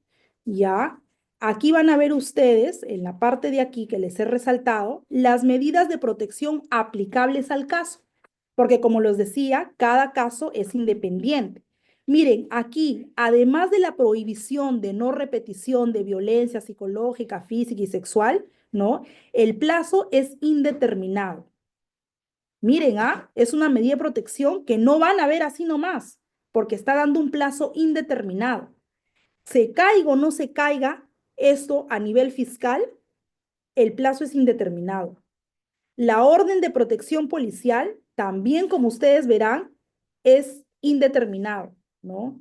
Acá señala que la policía debe realizar visitas diarias y debe practicar un informe cada 5 días, ¿no? Y cada 6 meses, ¿no? Hasta que la ancianita pues ya no nos acompañe.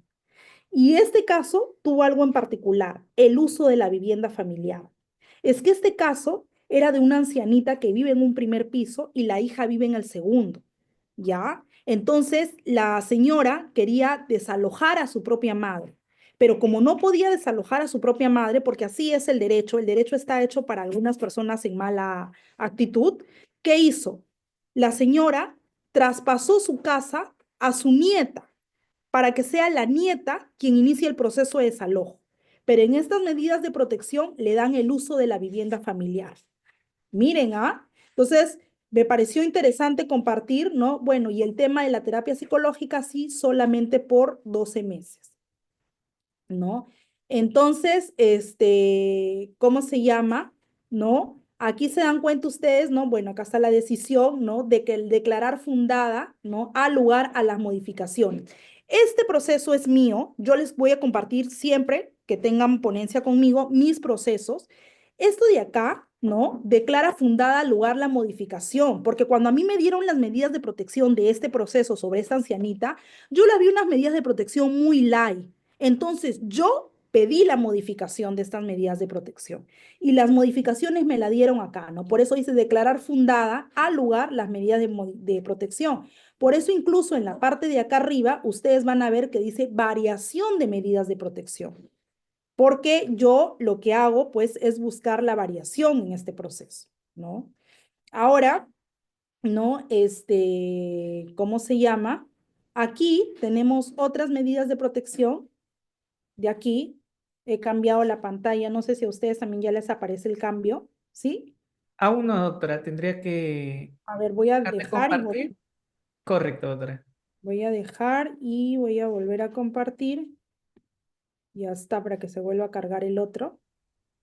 Estamos en el expediente, doctora. ¿Les sale resolución 1? Sí, sí, doctora. Ahí está. Esta resolución, miren, materia violencia contra la mujer y los integrantes del grupo familiar. Esta es de un joven, Giver, ¿no? Contra su agresora, que es mujer, Estefan.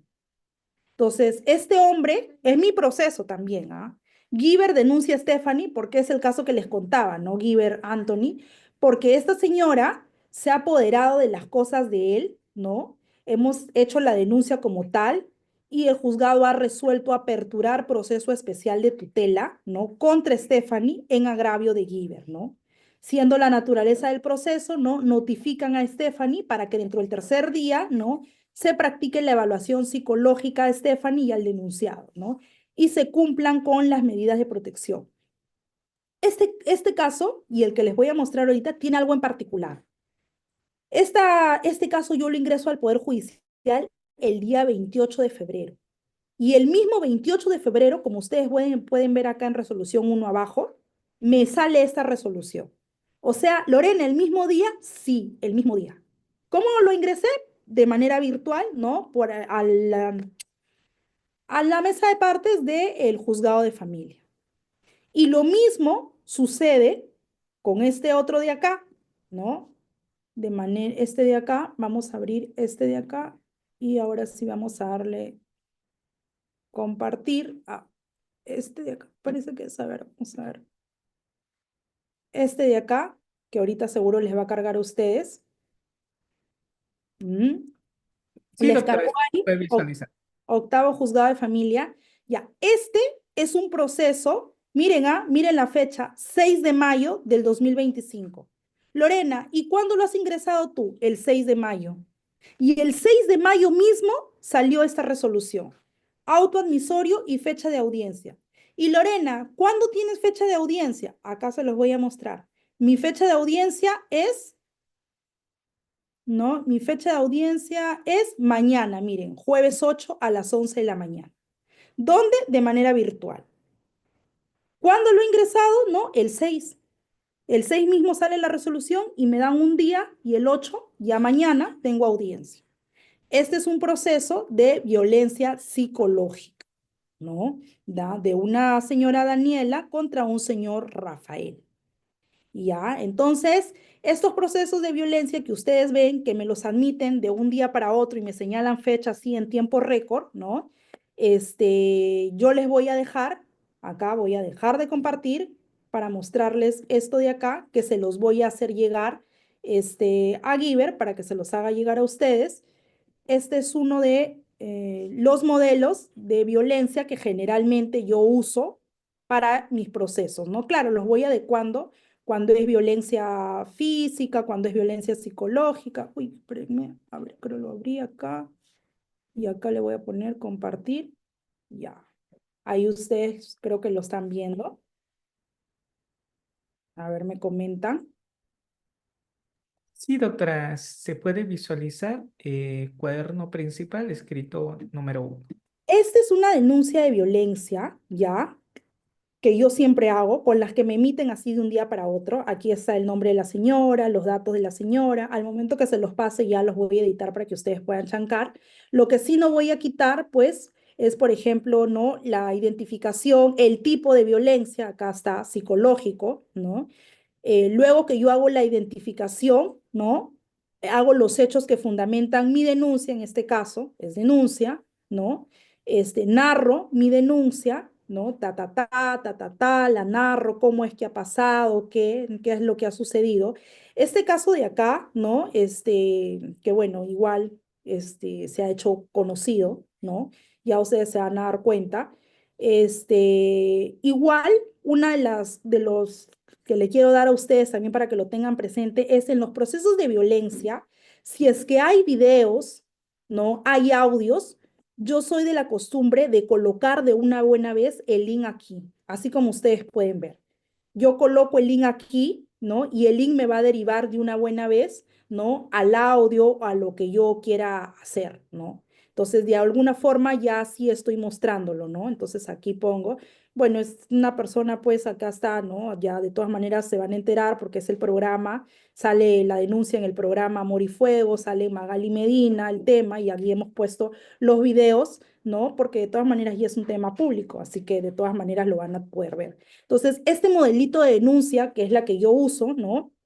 Se lo voy a hacer llegar a Giver para que lo pueda compartir con ustedes y también lo puedan tener, ¿no? Y de alguna manera lo tengan de manera práctica.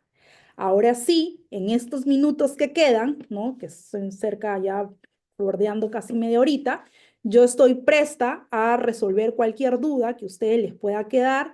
Igual siempre, como les digo, vean en mí una amiga y si en algún momento necesitan algún modelo, algo que esté en mis manos, ¿no? Generalmente derecho de familia es muy probable que yo lo tenga porque nos dedicamos a eso. Entonces, yo encantada de facilitarles, ¿no? Así que, no sé, ahora Rida nos va a indicar cómo es la secuencia, cómo se hace para poder, ¿no? Absolverles ahí las dudas. Excelente, doctora. Muchísimas gracias. Una brillante exposición, como dicen nuestros participantes. Sí, una muy buena exposición de la doctora Lorena Fernández. Estimados colegas, los que no se hayan matriculado ya saben, la inversión de 20 soles, tendría grabación, materiales de lectura y el certificado por 24 horas académicas. Dejan su número de celular en el chat. En estos momentos vamos a ir a la ronda de preguntas, pero como se mencionó desde el inicio, primero, tener activo su cámara. Nombres completos de su Zoom tienen que estar ahí. Nombres completos. Por ejemplo, Jefferson Povis está con sus nombres completos. No solamente Joana o administrador, no. Estimados colegas, tienen que verificar bien el Zoom para darles pase al audio. Muy bien, entonces paso primero por y acotar una pregunta por estudiante y ningún caso particular. No, yo tengo este caso, doctora, porque se requiere toda una información más completa. Directamente a la pregunta, por favor, una pregunta por estudiante. Estimada Mónica, muy buenas noches. Adelante, por favor. Gracias.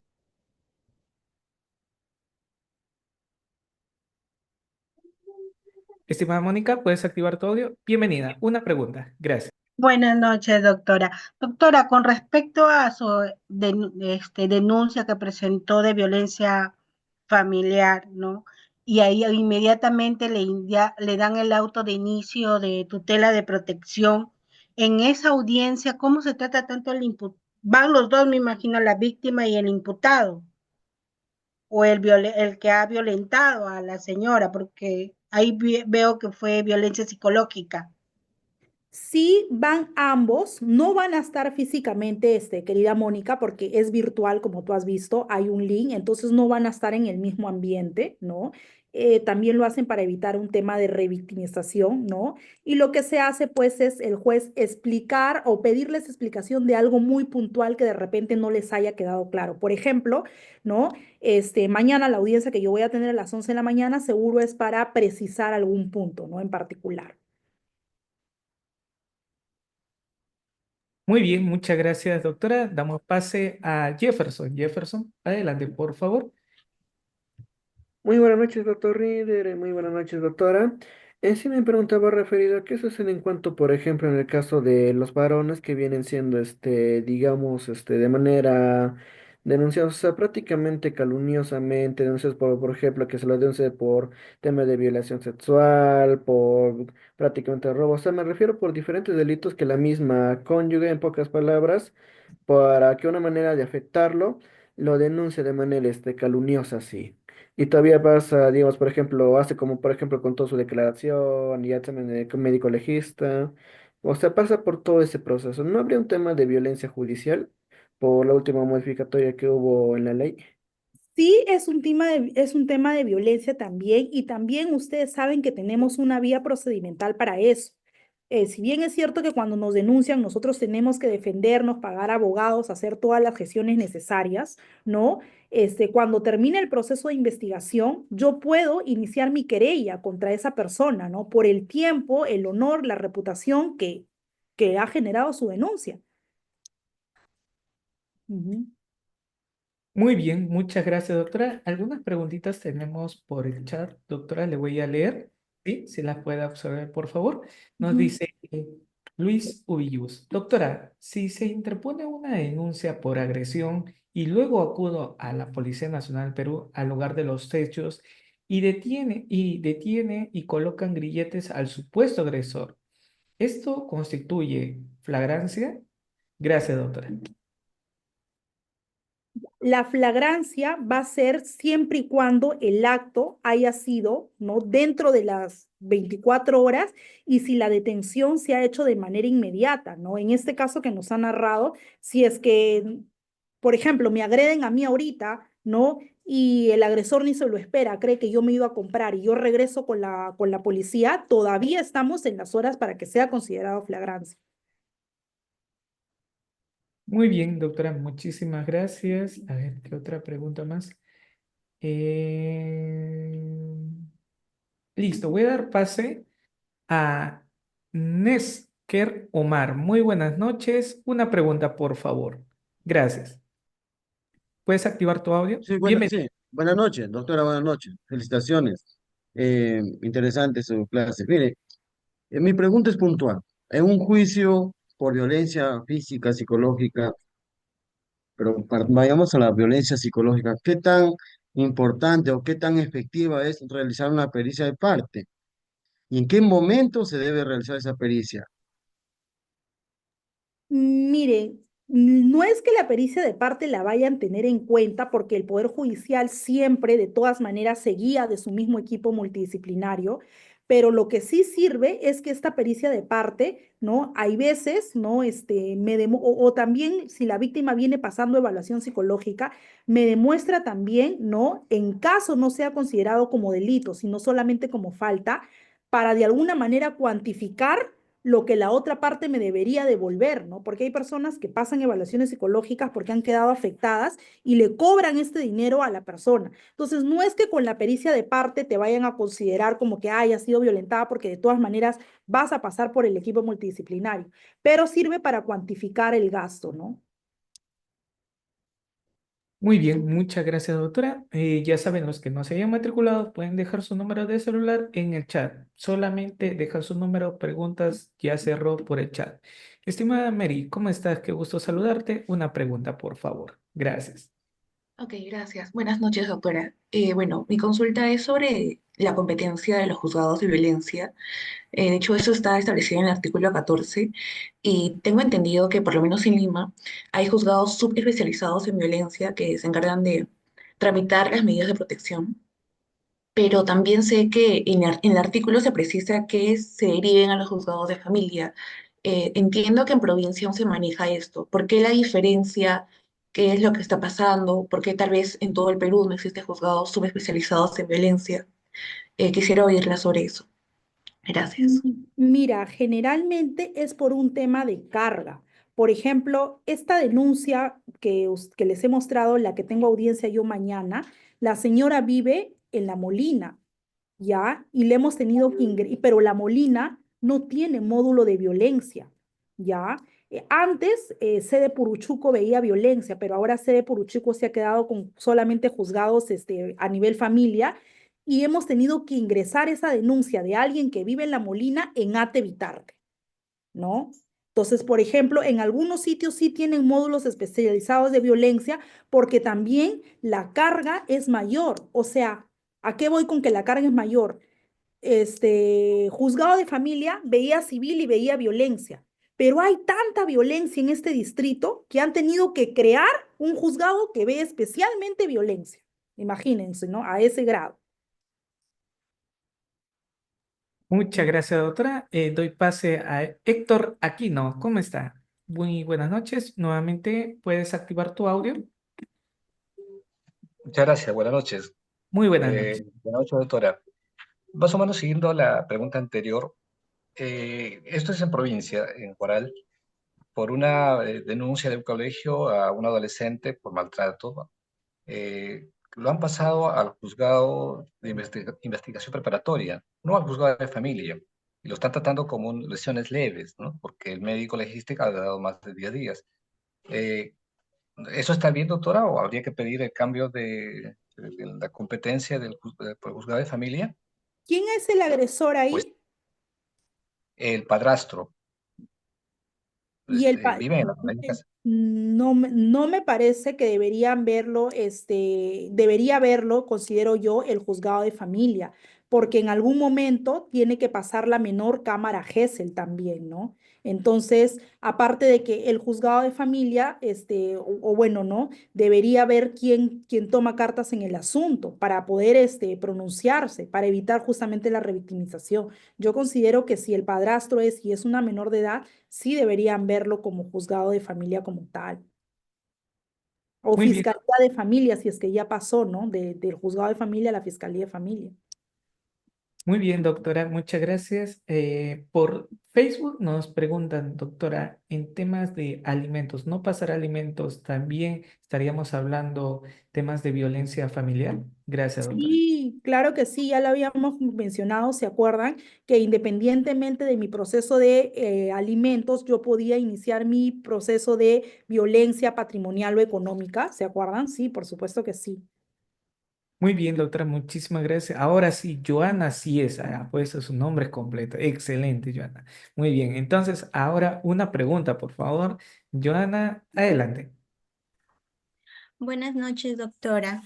Mi consulta es con respecto, si es que no me podría explicar brevemente los dos tipos de violencia que es incorporado en la modificatoria y un ejemplo de cada uno, por favor. Mira, la modificatoria implica el tipo de violencia, ha separado generalmente la violencia patrimonial de la violencia económica, porque antes la violencia económica y patrimonial se manejaban de manera conjunta, ¿no? Entonces, entiendo que por ahí va tu pregunta, si es que estaba bien que se separe o no, porque muchos me dicen que por qué se está separando si la patrimonial de la económica es la misma. Muy bien, doctora, muchas gracias. Tenemos otra pregunta también por Facebook. Nos dice, si la medida de restricción no aparece y es derivada de una denuncia calumniosa que incluye tráfico de influencias, ¿procede la querella? ¿En cuánto tiempo procede este derecho? Gracias. Pero la querella es una denuncia como tal que ustedes la tienen que hacer en la vía penal, ¿ah?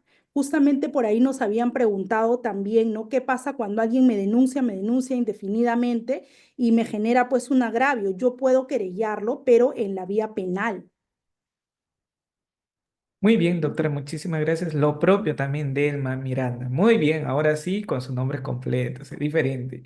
Ahora puede realizar su pregunta. Por favor, Delma, puedes activar tu audio. Una pregunta. Gracias. Disculpe, no me había percatado del nombre.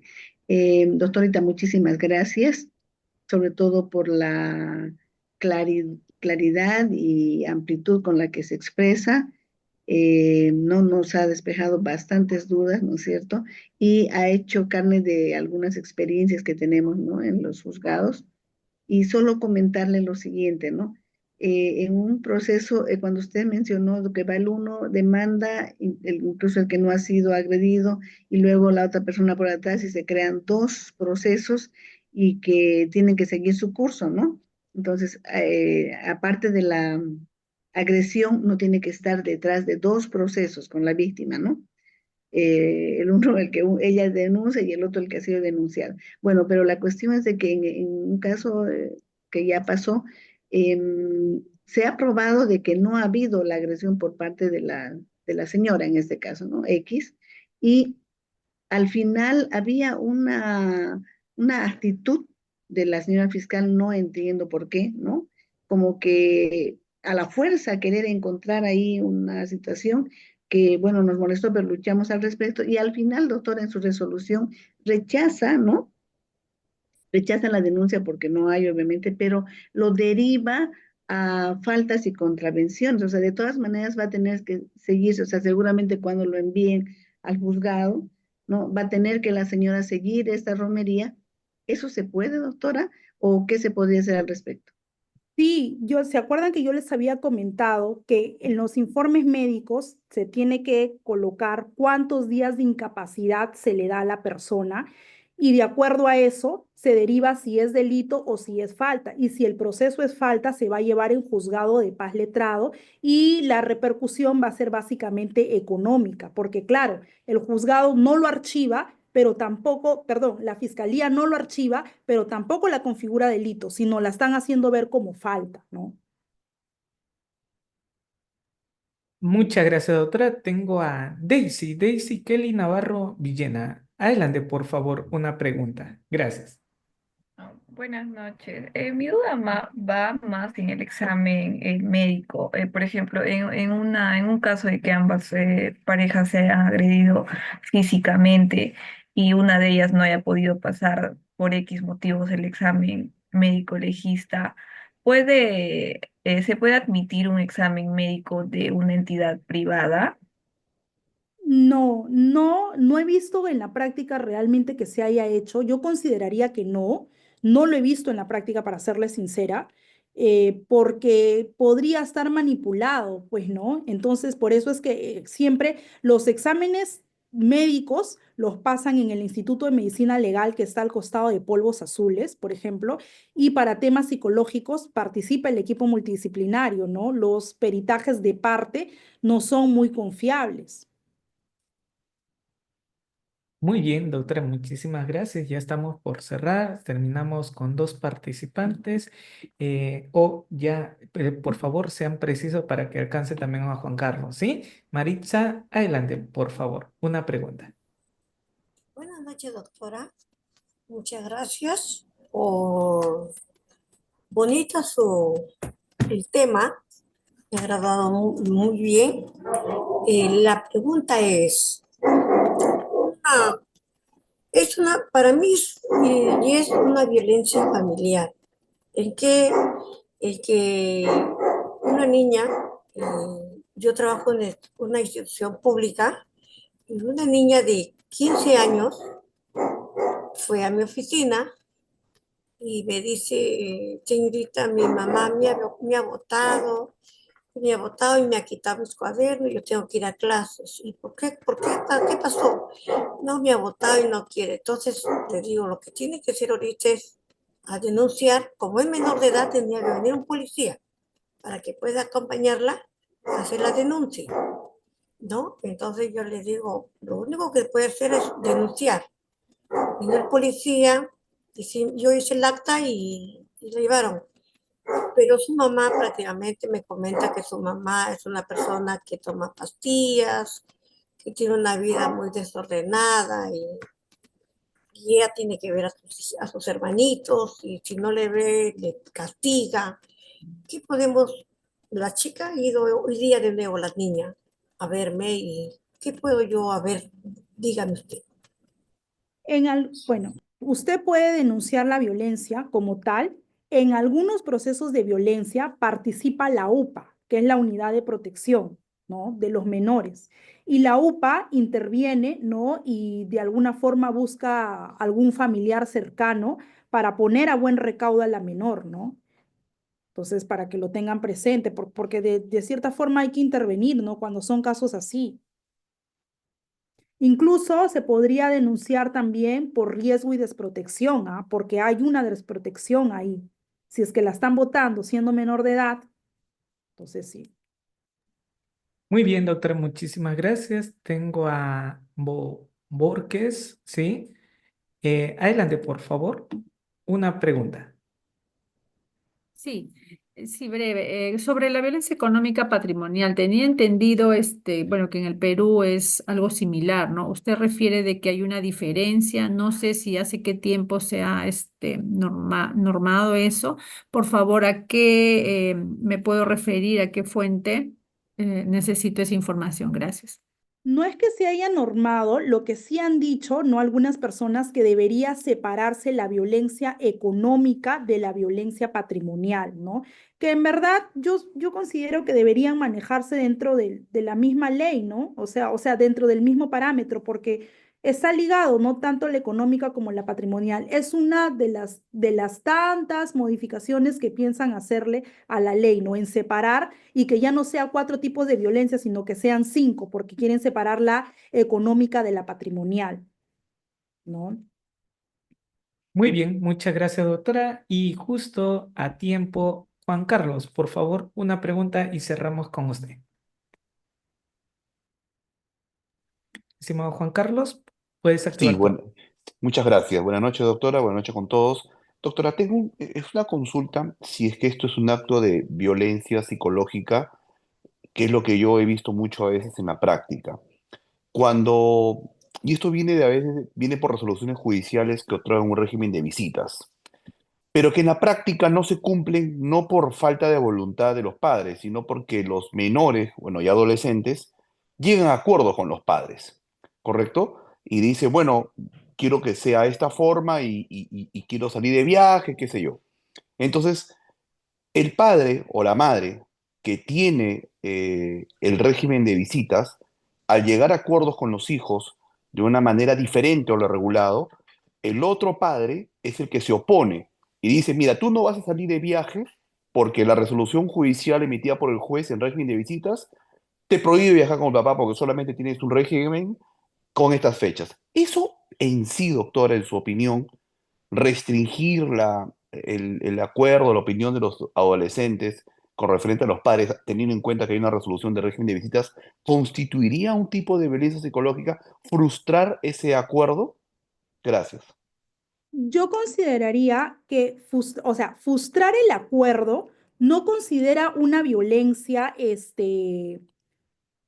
no considero una violencia para la madre, pero sí se está violentando al menor porque él tiene el deseo de extender el régimen de visitas. Yo hice un artículo ya sobre la afectación emocional por el régimen de visitas y acaparé dos partes, ¿no? La parte en aquellos niños o adolescentes que quieren ver más tiempo al papá y la mamá no lo permite, y la parte también en qué pasa con esos niños que se quedan esperando que el papá cumpla su régimen de visita un domingo sentadito con la mochila y el papá no llega.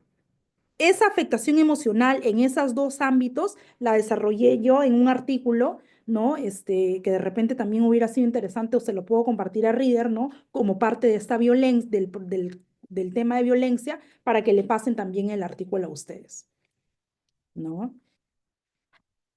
Muy bien, doctora, muchísimas gracias. Hemos dado por culminado la presente sesión de clase. Agradecer a quienes han estado con cámara activa, porque así la doctora también ha podido saber a quién se ha estado dirigiendo, también sus preguntas. Ha sumado muchísimo en esta sesión.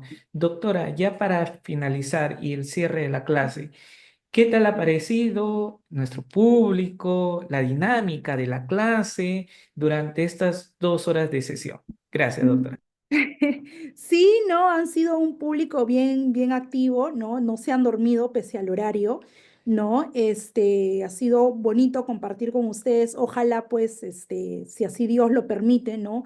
Tengamos la oportunidad de seguir compartiendo más, ponencias, ¿no? Que hemos empezado con este tema pero me parece que sí estoy programada para otras ponencias con ustedes. Hemos empezado con este tema de violencia que ha sido muy bonito. Y para cerrar también, porque a mí se me van las cosas, como les digo, a mí se me va, recuerden también, ¿no? Que dentro de las modificatorias también que se han habido, ¿no? Ahora a los policías también se les está obligando que tengan el mapa de las víctimas para que ellos puedan actuar con mayor celeridad. Están obligados a tener el mapa de las víctimas y también deben tener el nombre y la ubicación, ¿no? Entonces, eso también para que lo tengan presente, porque es algo que ahora se ha instalado en el botón verde. Yo no sé si alguno de ustedes tendrá de repente descargado el botón verde por algún tema personal en su celular, pero ustedes van a poder ver que dentro de las modificatorias ahora está en tiempo real el mapa. Eso, ¿no? Para que se lleven todo el conocimiento con esta nueva modificatoria y de este el tema de violencia y ojalá pues Dios lo permita volvernos a ver en otras sesiones.